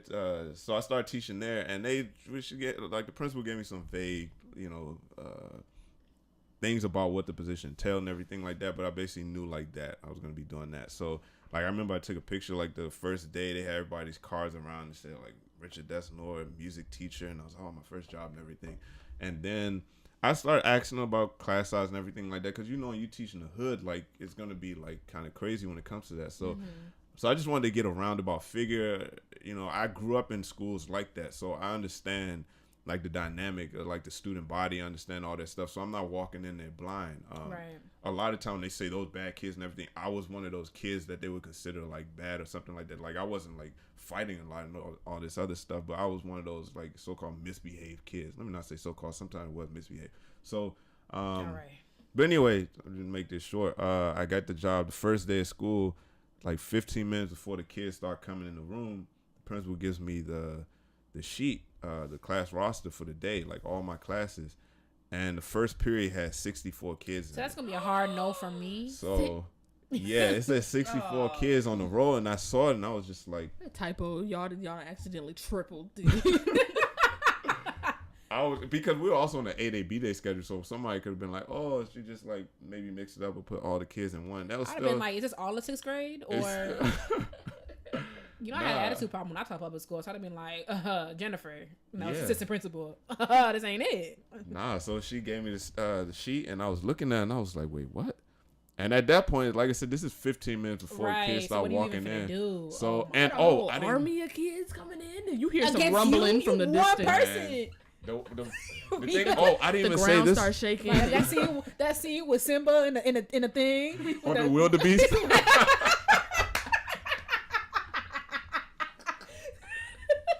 Right now, you Mufasa hanging over the edge.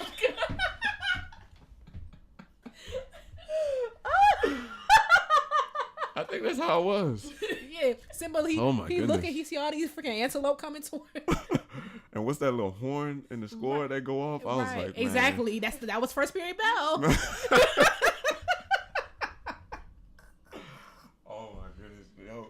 Like, okay, so yeah, I didn't say this part, but I didn't have a classroom, so I was teaching in an auditorium.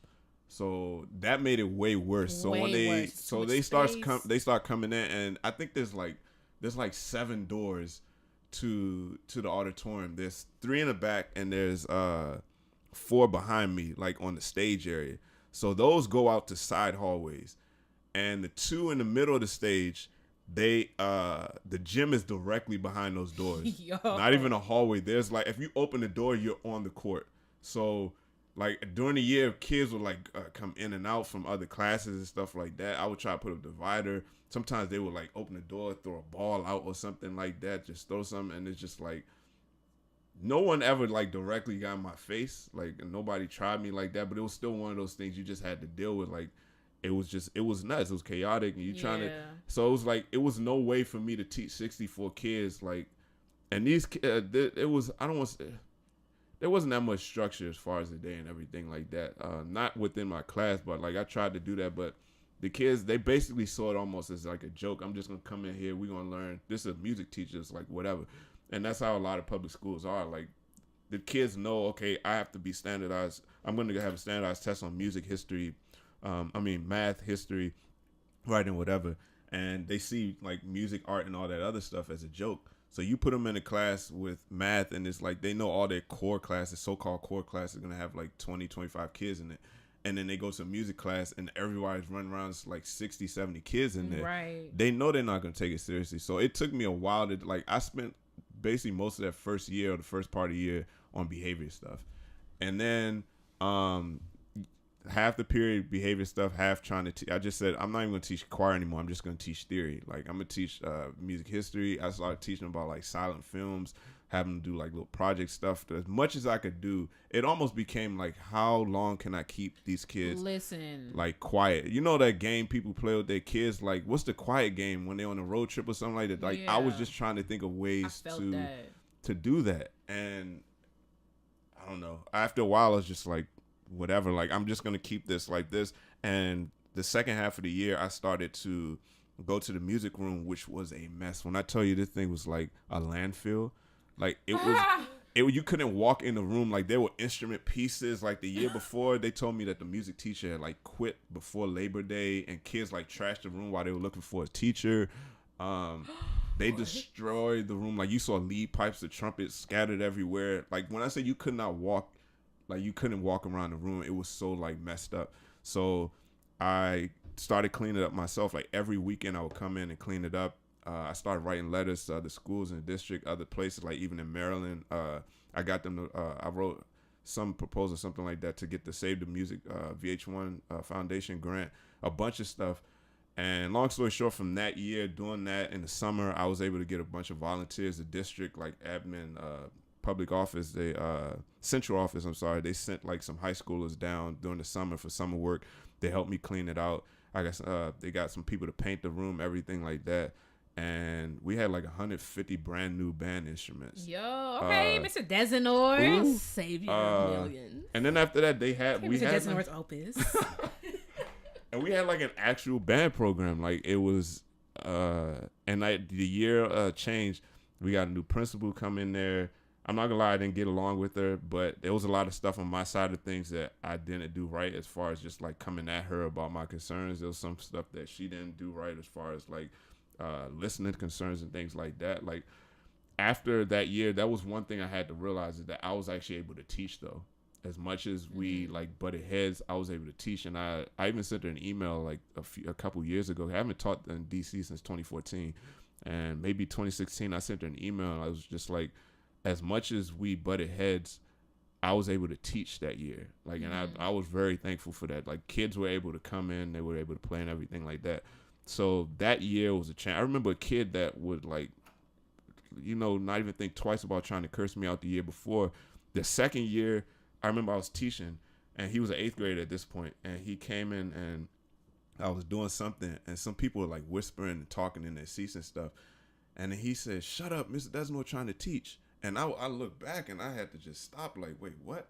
And I didn't even correct him. Like, I just don't say shut up or anything like that. I was just like, okay, y'all heard him. Right. I was just like, y'all heard what he said. And I just kept teaching. But that was like one thing that stood out to me. It was like night and day. Like I didn't really have any behavior problems. If I did, it's like, it was one of those things where the culture was that the kids liked being in there enough that if somebody else was wasting their time, they would speak on it before I did. Right. So yeah, that was just like I said, low to high like that. I was able to actually have a band program, and start that at the school. I'm purposefully not saying the name, because even while I was doing it, teachers would come up to me in professional developments from around the city, and they would say, "Oh, I heard about your school." When I would tell them the name of the school, and I would say, "Yeah, like I'm the teacher," then they would say, "Oh, we heard about all the stuff you did and everything like that." And my thing is, I don't care about my name being on that legacy. Like if 20 years from now, there's a thriving band program there, I don't care. Like, I don't need them to know Richard Desinord started this thing. I don't go back there. I heard them So they put up something online that was talking about the current music program, the teacher, and was talking about how she turned the music program around. It was nothing before her and everything like that. Dang. And I was just like, honestly, the kids have something. I don't need them to know all of this stuff. I don't need them to say, okay, there was no music program, all this stuff. They have something. That's the one thing I care about, and past that, I'm good. Like, I'm not gonna sit there and fight it. Listen, in 20 years, they're gonna have Denzel Washington's son playing you in a biopic. Right. Could you imagine?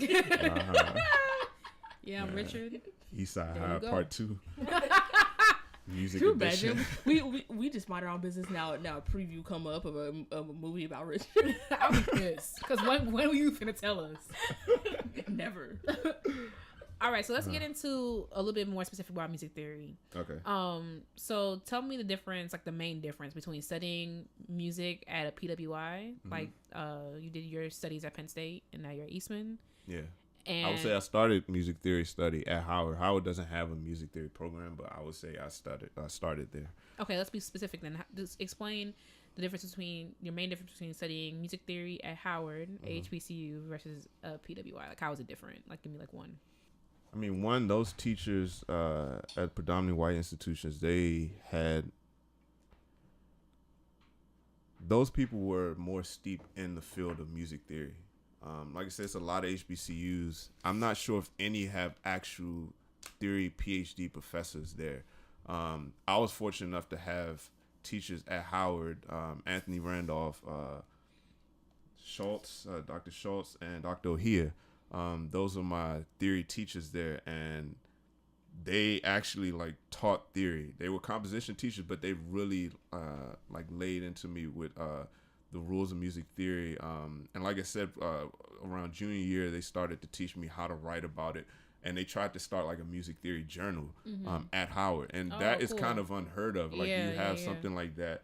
Most schools don't even have a theory journal. Like, Eastman has one. I know Indiana, Michigan. I'm not even sure if Michigan still has theirs. It was called In Theory Only. But Indiana has that. It's integral here. So the fact that they were even trying to do something like that, where people would put their student compositions in a couple of like little research papers or something. So I wrote like an analysis of Bach Fugue, and it was like going. I used to think it was just like, okay, I'm just gonna write about music, and write a little paper, and that was gonna be it. And they showed me like the editing process, how to format things, how to put examples in the right way, how to use Sibelius. That was mostly Randolph, like how to format examples inside of Sibelius. So I was able to do that. The one a big difference in between that is like I said, at PWIs you have actual theory professors who go to conferences, who write actual books about music theory. That was one thing that was there. There was no difference in the expectation of excellence as far as me. No one else was really sitting there talking about, I want to do theory, but I didn't notice a big shift in like my work ethic going to Penn State or coming here. The only thing that was different is that coming from Penn State and Howard to here, it's like there's a bunch of people that are good at theory. Like, if I go to Howard now or I talk to people, I went to a get together a few maybe 2-3 years ago, and people were talking about, they were like, oh yeah, Richard, you still do that theory stuff? Like, people know me for that. People knew me at Howard for theory and history. Like, if they needed tutoring before a final or something like that, they knew me for that. Or I remember my freshman year, I was tutoring like seniors in piano proficiency, because you had to graduate being able to play certain things on piano and theory things. So I was able to do that. And once I came here, it was just like, I'm not the only good person in music theory anymore. There are like 20 other PhD students in theory. And I would say that was the biggest difference to me. I don't feel like I've been treated here or at Penn State any differently, coming from an HBC or anything like that. But yeah, there was no difference in terms of like what they expected from me. Dr. Randolph at Howard, black composition teacher, he didn't tell me, well, okay, you just begin at this, or you might not be able to make a career of this or anything like that. Every year I try to send more. Every once in a while I try to send him an update as to what I'm doing. And he was able to actually come to the National Theory Conference when it was in DC 2 years ago, 2017, and he came and spoke because it was a diversity panel, and he came and talked about like his experience with me and things like that. And there were other teachers there and their students. So it was just like that. I won't say there was a big difference in terms of that. It's just like you're going to go off of what you know. So it's like these teachers, the theory professor, they've been doing this for a long time. Obviously, they're going to know more about the field. But, yeah, in terms of excellence, it was still expected of me at those 3 schools. And I'm very, like, grateful for that. All right, so we already got into this at the very beginning of the episode, but I'm sure everyone is wondering. I mean, I just realized I'm dying to know. Right. So, why music theory? like, why? We already went through, we know your finger slipped and all that, but why did you stay after exactly the finger after slipped? you realized that you wanted to do bagpipe performance? You had your didgeridoo all packed up, ready to go. And your finger slipped and you accidentally stumbled into the music theory program. Why did you stay? All right. I'm a weirdo when it comes to like making career choices or like what I wanted to do. I knew since like the 7th grade that I love music theory. I've always 7th grade. I'm not gonna lie, I can show you guys a scan I made of something that I found in my parents' house where I wrote out like all the scales and all the 1, 4, 5 progression, every key, all the fingerings for all the stuff. Like this is stuff like middle school I was doing. And it's not like, oh, he was that smart or something. It's just music theory. Like there are people who perform music theory. It's just music. See, that's the thing that's one of the things that I want to change is that people hear music theory, especially people at HBCUs or minorities. They hear music theory and it's like, and rightfully so. It's like, oh my goodness, like what am I supposed to do with that? And no, I want to be able to change that perception. Like because some people just want to play a sonata. They're not thinking about no tri-modular blocks. They're not thinking about this one go to these and this one go down and no parallel fifths. And people just want to live, man. Like people just want to live. That's all we want to do. We want to be great. Don't really care about that junk. Like every beat I gotta analyze. Gotta spend 50 minutes. And then you get to the end and you got 2 leading tones. Now you're like, where did you go wrong? Nah, man. You don't want to do that. You gotta start all over. Erase it all. Might as well erase it all. Because then you gotta go figure it. Nah, junk is terrible. That's the fun part. No, I'm joking. No, really. I've always found joy in being able to see how things work like that. Okay, I mean, I'm not like that. What's his name? Benjamin. What's his name? He took apart the watch. I forgot his name. Oh my goodness. Why would I know that? It's a black inventor. It's not Carver. Carver was Peanuts. Benjamin something. I'll figure it out. I'll look it up. So yeah. I've always liked that to see how things work. Like my favorite toy when I was a kid was Transformers. Like I like toys that you had to memorize directions, be able to turn it from a person or like a humanoid figure into a car. Like I've always liked that. So music theory is the same way. And I'll admit sometimes music theory goes. I feel like I don't want to say it goes too far, but. Yeah, I would say that. I would say it goes above and beyond. Let me not say it goes too far. On. I would say sometimes you don't need to know as much as people push on you. Yes. In order to understand what goes on with music. Like I don't think like knowing the stuff is gonna hurt, but sometimes it's just like if you need to know the basics of how this thing works and how can this theory inform my practice. How is this going to help me play this sonata better? How is it going to make me understand this music better? I think that's the whole point of it. Now, when you start getting into a lot of the more loftier things that the general public might not be more aware of, like more readily aware of, yeah, you might have an argument. Not to say that this stuff shouldn't exist. I won't ever say that about a lot of the theory stuff. But, yeah, I can understand, like, the frustration about it. But it's not that hard. Is it that hard? Okay, music theory, I wouldn't say for me it was so hard. Mm-hmm. I would just say 1, Eastman does way too much. 2, it's too mistake ridden. Like it's like you make one little mistake, now you gotta go all the way back. I will say like learning some stuff was kind of cool. But the thing is on your instrument. I mean, theory at Eastman is a big deal because most of like the leading theorists have either gone here or taught here or still teach here or they've written books or anything like that. Like the standard theory books you think about, Steve Lates, he taught here for like 30 years. I love that Lates book. Yeah, but Bessie Marvin's book, she's one of the theory professors here. Like that is widely used across the country. Mm-hmm. A lot of like articles and things that people cite have been written by people, like I said, who've come up through here either with a PhD or they taught here. So of course they're gonna like push theory a lot more. The academic side, they believe that the academic side should still be able to bolster that. It's not like they say, okay, you just need to teach theory. I don't think any theory professor at Eastman is like, we're just going to put theory in the curriculum just so we can have a job or something. Like, they do believe that this stuff is important to your understanding of music and just being a great musician. But to an extent, I definitely like agree with that. I definitely will say like my first exposure to music theory was in undergrad because I just didn't do that kind of stuff and what's in high school. My teachers didn't really talk about, they talk about scales, whatever, like, but I played scales just like, I don't know how to explain, like I didn't know how they function. I was just like you have to play, you have state auditions or whatever, so you just play some scales and like it's out of tune, but I'm not hearing 3 going to 4, I'm not hearing 7 going to 8, I'm not hearing none of that. I'm just playing scales, you know what I'm saying? And I wasn't taught to hear them. So oral skills in my undergrad definitely saved my life because that's when I started to be able to like play more in tune because I'm like, okay, like these are more than just dots on the page. And of course, like I knew that, but I didn't really know that. You know what I'm saying? So doing music theory, learning oral skills and stuff like that, like definitely, it's just like, I don't know. I don't hate music theory. I hate doing things that aren't viola.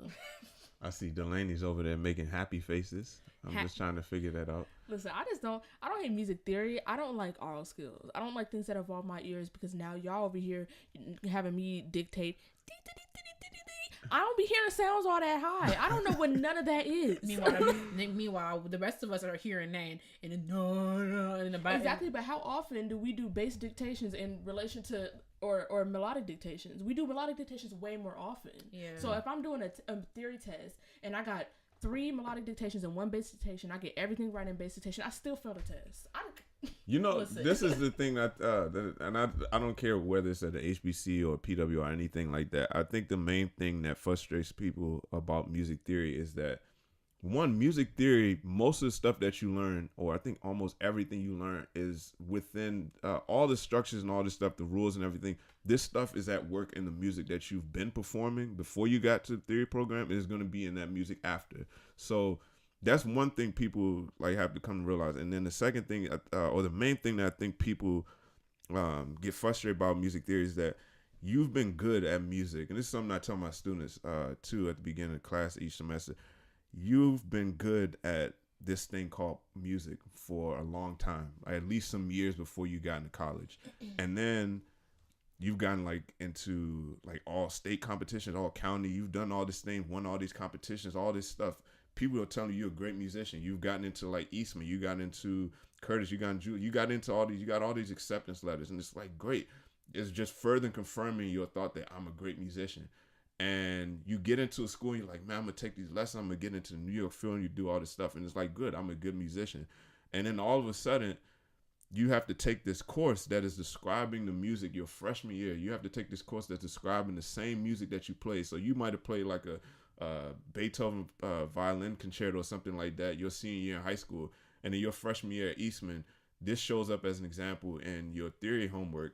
And then it's asking you what chord progression is this or something, or what's wrong with this measure, or doing all this stuff. And then now all of a sudden you're bad at music. Or you're not really bad at it, but you feel like, oh, there's something I don't know. And then it makes you, because it's like on paper and it feels like it is important. It is definitely important, but it's almost just like your view of yourself as a musician starts to, I don't want to say it suffers. I don't think people just say, okay, I can't play music anymore. But it makes you feel as though you're not good at something you thought you were good at for a long time. And I don't think that's something people actively think about, but it is frustrating. You get into a classroom or something like that, and you have to, like you said, follow this rule that tells you parallel fifths can't happen, or you can't double leading tone, all this stuff. And you're basically just writing tonal music. Mm-hmm. And then somebody says, oh, this is wrong. They mark up your paper and everything like that.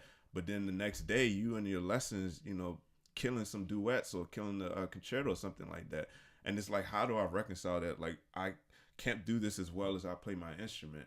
And that's a hard thing for people to be able to come to realization of. But I don't want to say it's not all that bad, because that's relative for me. Like, I know what theory does for me. I know how it works and everything like that.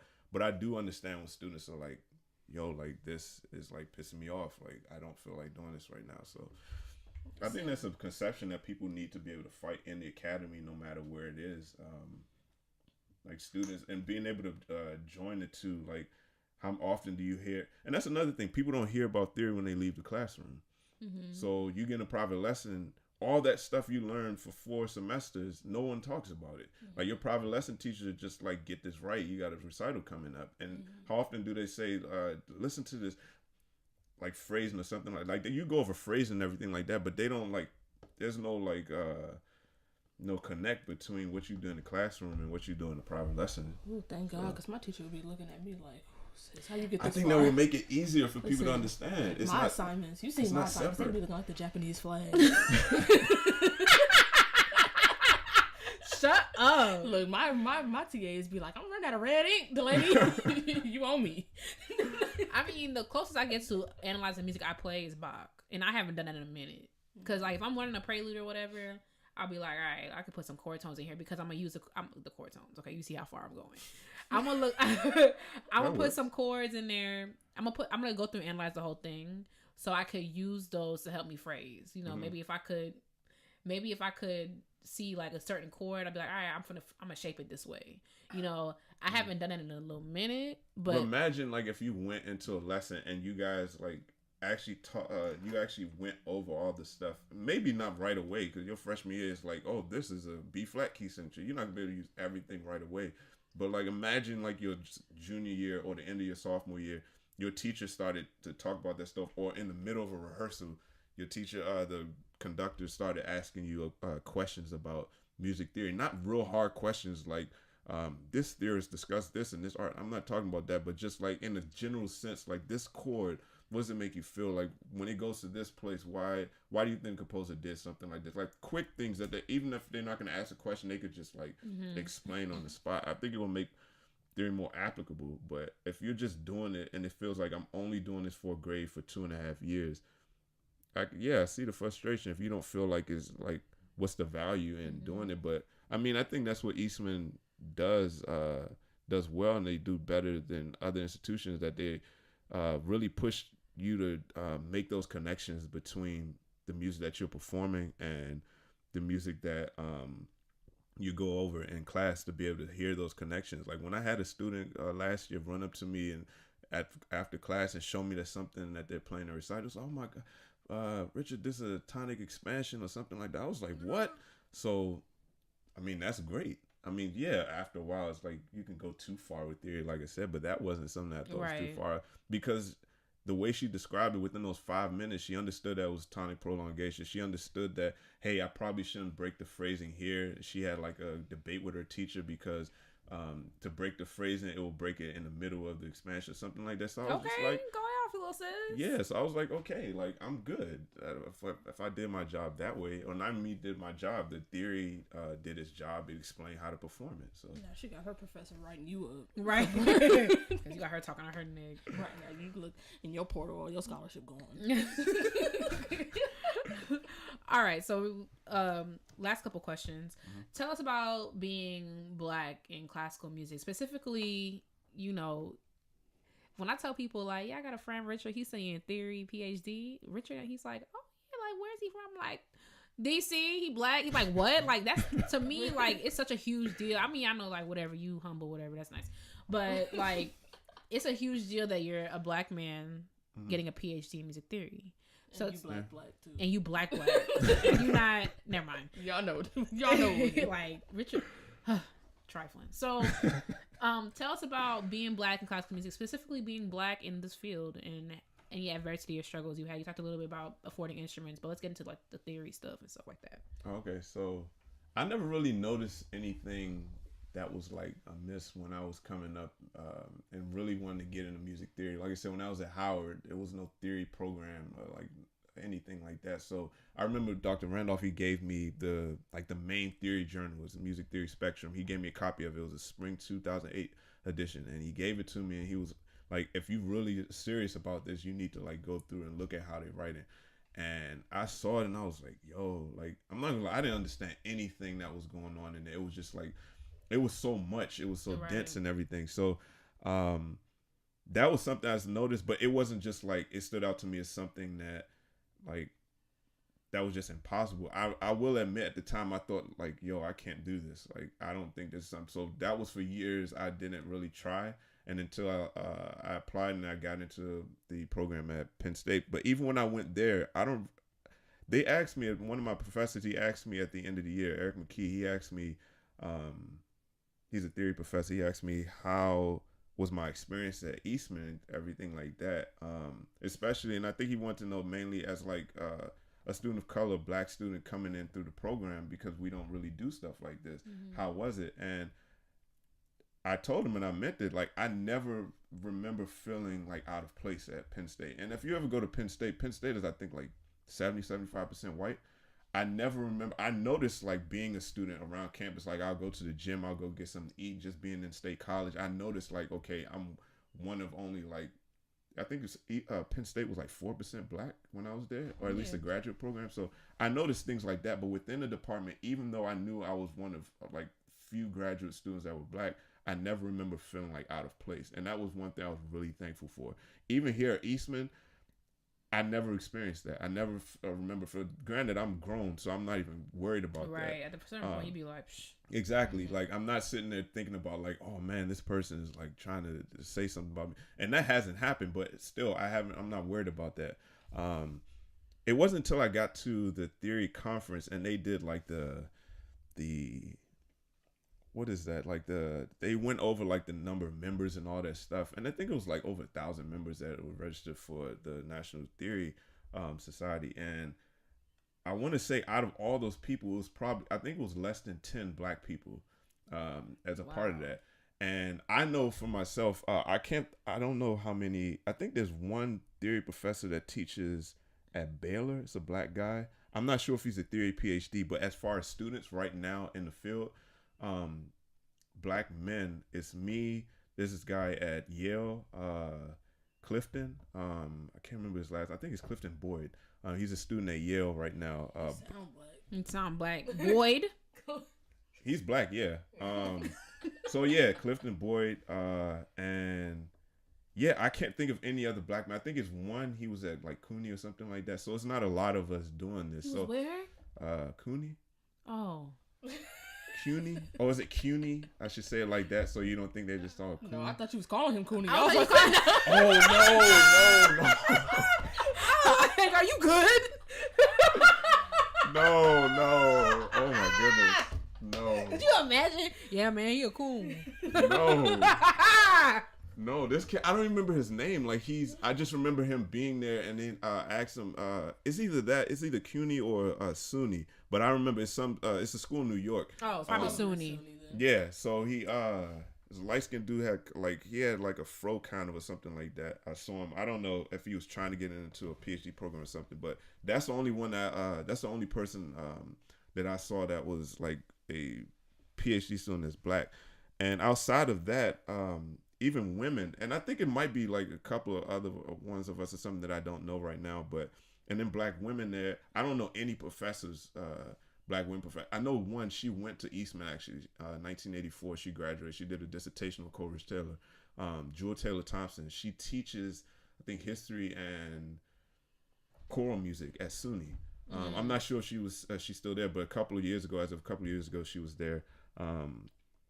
So yeah, that is something that you kind of have to combat because like, and I especially say that for the female side of things because black women in this field, period. I mean, it's a male-dominated field, it's like white male-dominated field. Mm-hmm. Coming as a black male, yes, it's a big change, but especially as a female, trying to make those inroads, trying to make those changes and everything like that. The fact that I only know of 2 black women that are in a music theory program, and they're at Eastman. Yeah. Elena McKee and Lissa Reed. Those 2 are at this institution. So we kind of like black heavy on the side of like who has that many black students in music theory. But like I said, this we're trying. Like yeah. I won't say it's like I've experienced a lot of adversity coming through a theory program. The only thing is like I didn't start off at an institution that prepared me since freshman year, but I don't think a lot of theory students did that I experienced or anything like that. But I've seen only excellence from the people who've come through it. Like I talked to students here, like Elena McKee. She teaches on the River campus. She's teaching like a writing course on the River campus.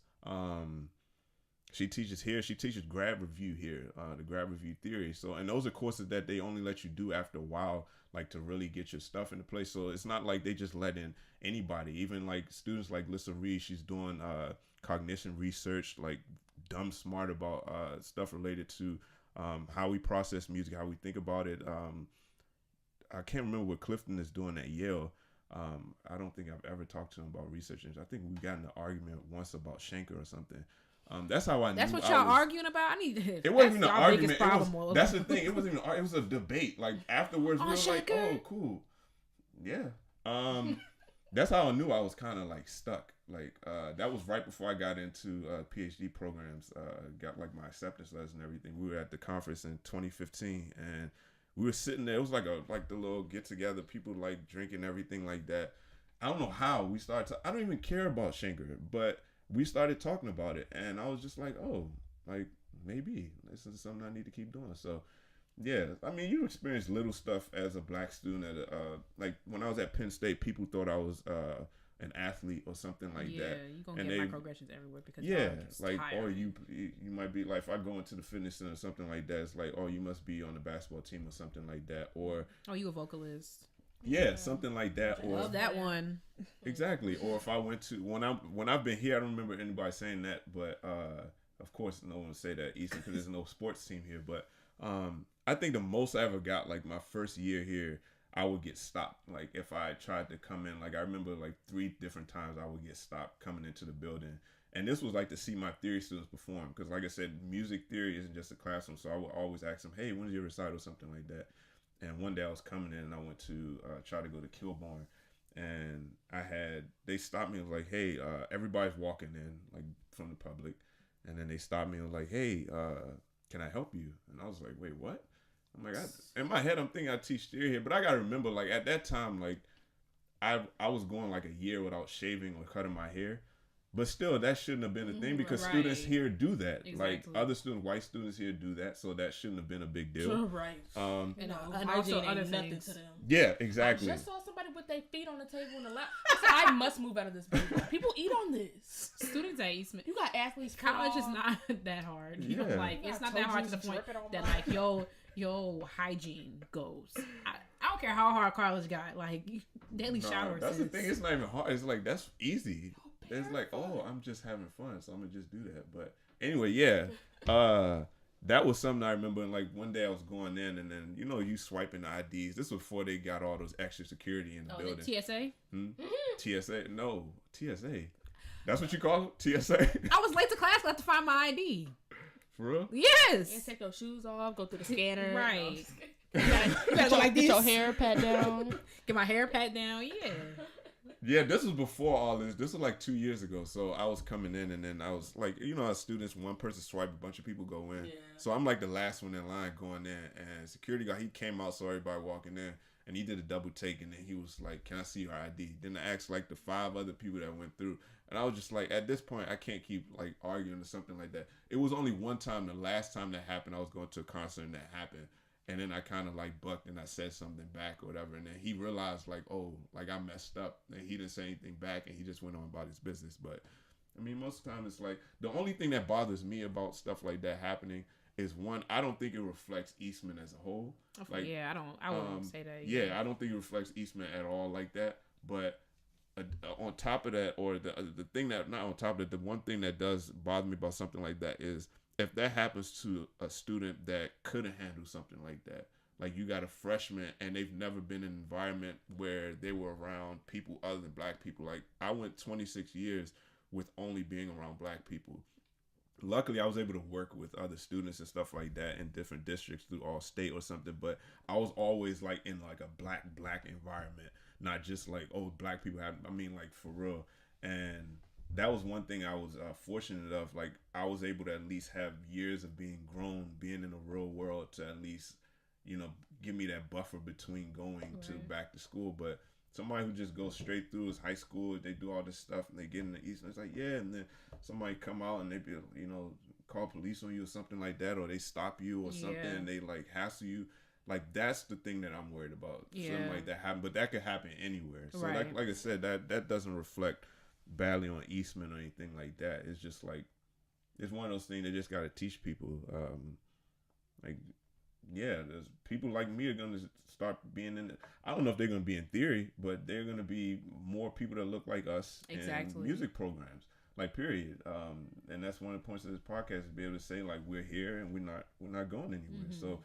All tying it in. Yeah. Oh yeah, I forgot. Full circle. Sonata form. Recapitulation. You got to just ruin stuff. Like ain't nobody asked for all that. What is that? So you had us and then you lost us. So what do you have to say about Black students or to Black students that want to enter music theory? I think students. First of all, like for myself, I know I wanted to get into it to be able to change people's perception. So it's not like this big field that, you couldn't get into. Like you open up a theory book, there's not any discussions about Black music. Whenever you ever seen someone talk about like I said, with gospel music or R&B or anything, if they incorporate jazz, it's always at the expense of what jazz is actually doing. You know what I mean? Like I'm going to use this European theory to explain like tritones or something like that, or resolution and everything. And this stuff happens in jazz. Jazz has a European background as far as like triadic structure, all that stuff like that. But if you see yourself in the field, you need to be able to see that even if it's just one professor. Like I don't remember being able to see an actual theory PhD professor that looked like me. That didn't stop me because it was something that I always wanted to do, and it was like regardless of who's the gatekeeper or anything like that, I was going to be able to do it. But as far as advice to those other students, I would say to keep that close to you. I would say the biggest thing for them is to don't get into this field to just extend stuff that's already happening. Like be a trailblazer, do something that's different. Don't come in. That's really, that advice goes to anybody that's coming into it. If you're just going to write about the same people and talk about the same things and perpetuate the same stereotypes about music theory as people who's come before, you're not doing yourself or anybody else any service. But if they really want to get into this field, they have to start early as far as like writing. That's a big thing. I imagine. Yeah, not even just like I used to take theory as far back as like elementary school. I used to take the books this was before audiobooks because now I'm showing my age, but like the novels and stuff like that, they used to come in a little Ziploc bag. Yup, I know exactly with what the cassette tape. Yup. Yeah. So I would look at those and I would try to get the ones that's a little bit more advanced right before they stopped including the tape with them, but like the young adult books and everything like that. And I would listen to people like how they pronounce words. I would like while I'm going through a book and like having somebody read along, I would see how I had to do all this because my parents are like immigrants, so it's like only so much they could teach me about the English structure and everything like that. And I could get only so much from school. So it's just like I was sitting there doing that and seeing like how do they put sentences together? Where's the comma going? How do they use quotation marks? All this weird stuff. Like I just sat there and doing that. And then when I got older, like that stuff helped me. So I'm glad I had professors like I said, like Dr. Randolph, who taught me like writing is a big deal. Can you express yourself, express your thoughts on paper in an intelligent way? If anything you get from, even if you don't go into music theory, I think that's something that people need to be able to do. So I think if you're going to get into music theory, that should be one of the biggest things that you learn how to do. But no, above all else, like this should be your passion, just like anything else you do. You see a bunch of people who perform, and that's something that is a little bit more like hands-on. You can get on stage and do stuff, and then they go through 4 years of a degree at Juilliard or Eastman, and then they quit. So don't waste your life on theory if it's not something you know you want to do. But also know that even if you're Black and you're in this field and you don't see representation, you are capable of doing this. Right. Don't go to a conference and see like you just see Richard and like Elena and Lissa and Clifton. It's like, oh, it's 5 of y'all here, and it's like 1,000 other people. like, don't let that scare you. One of us is here, even if it was 0. Like, you're there. Right. So like, we've already proven we can get into any field. We got into golf, so like, we can get into anything. Like, what? Yeah, I saw a dude playing hockey the other day on TV. I was just like, a black dude in the National Hockey League. Like, we can do anything. They see them with the range. We can't have anything. Exactly.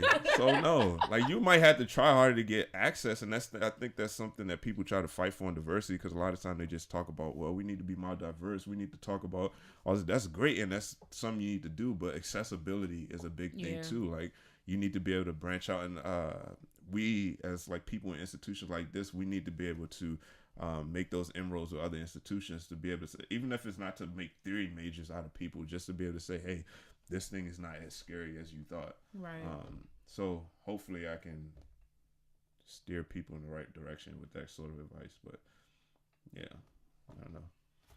Well, Richard, thank you so much for joining us. All your wisdom. It's the most serious I've ever seen Richard be. Oh. For real? I'm That's playing. Not tight. No, that's good. That means I used it all up. I don't have to be serious for like another year. Now we in turmoil because Richard, some of the stuff, Richard. Anyway. Told you. But thank you so much for joining us, Richard. We can't find you anywhere because you're against social media and. No, I do not use social media.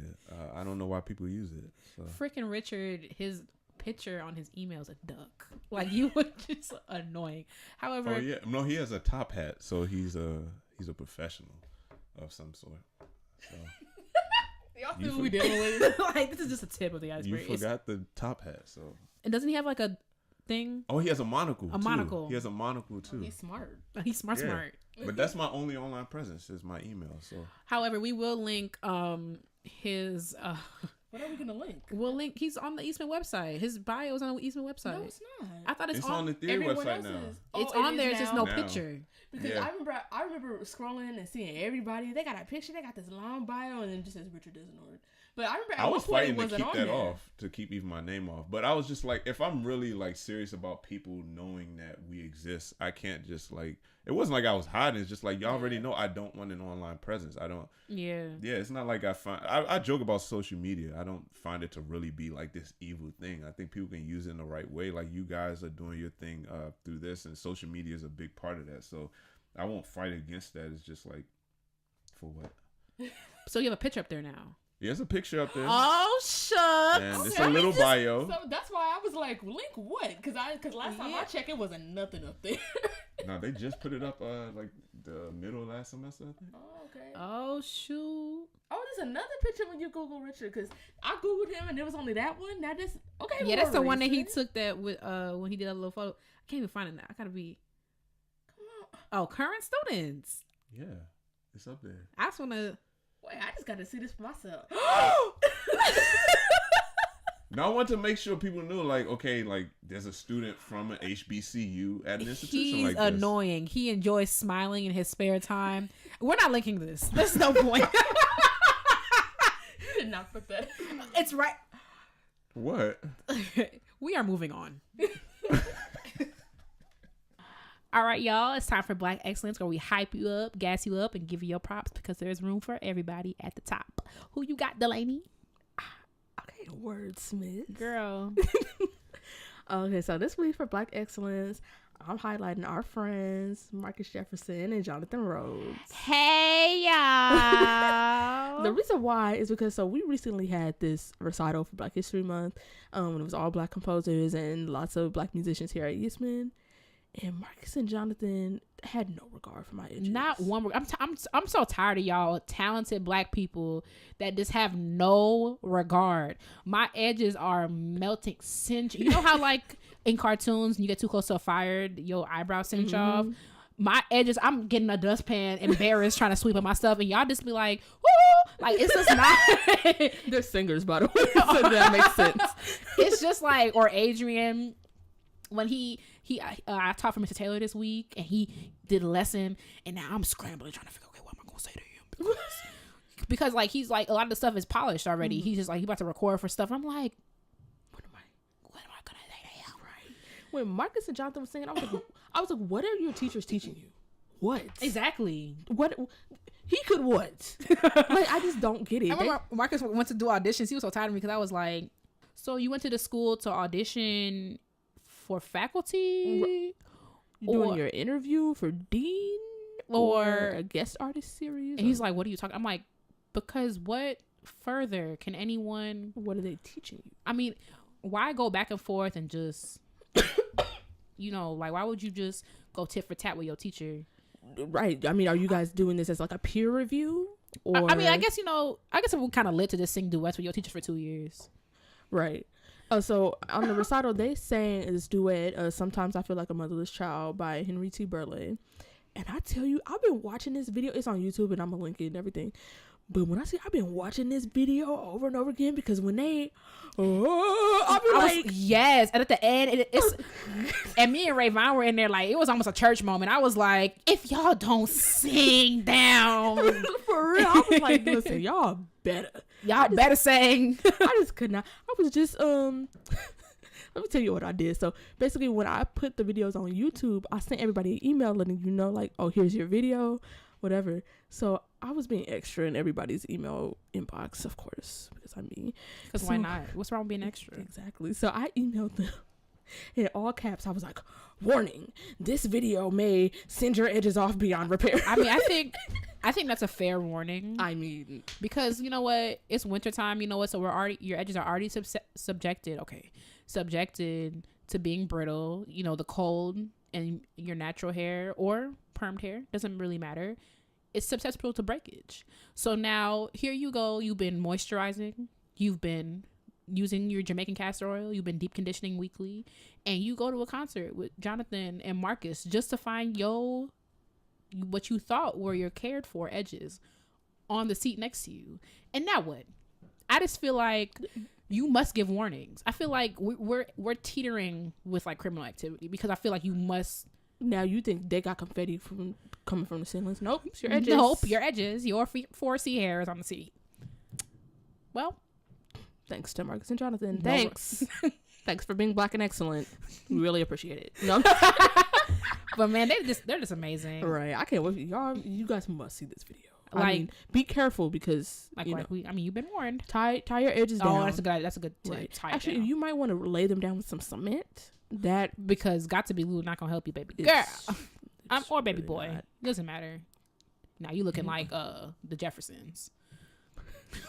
All right. So, all right. You got a piece of the week for us? I do. Okay, so my piece of the week goes to, of course, Adolphus Hailstork. It's a piece called Sanctum. Sanctum. It's a viola fantasy for viola and piano, and I stan Hailstork. Everybody already knows that. I also stan Beverly Baker, who the piece was written for. Like I couldn't imagine. Oh my god! And like it's such a cool piece. It's a modern piece, so I'm thinking about learning it for my recital. I haven't decided yet because this is a timeline, and like I was showing Dalanie the score earlier, and it's like the whole like first 2 or 3 minutes is just solo viola with no bar lines. So I was like, it would be nice to have this organized because now my metronome is on the 8th note because I'm like trying to figure it out.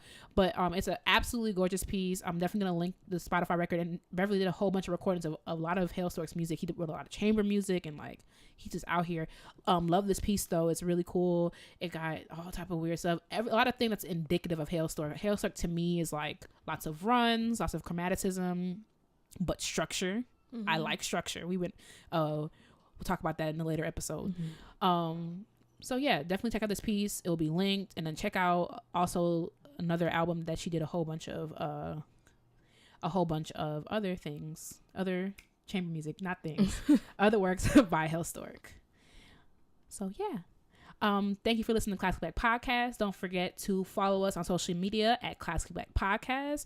Don't forget to like this when we drop it. Don't forget to follow us on Spotify, SoundCloud, Google Play, Apple Music, Apple Podcasts, YouTube. Everywhere. We everywhere. Gang, gang. Join the classical music gang, Classically Black Podcast. And we will see y'all next week. Bye, y'all. Bye.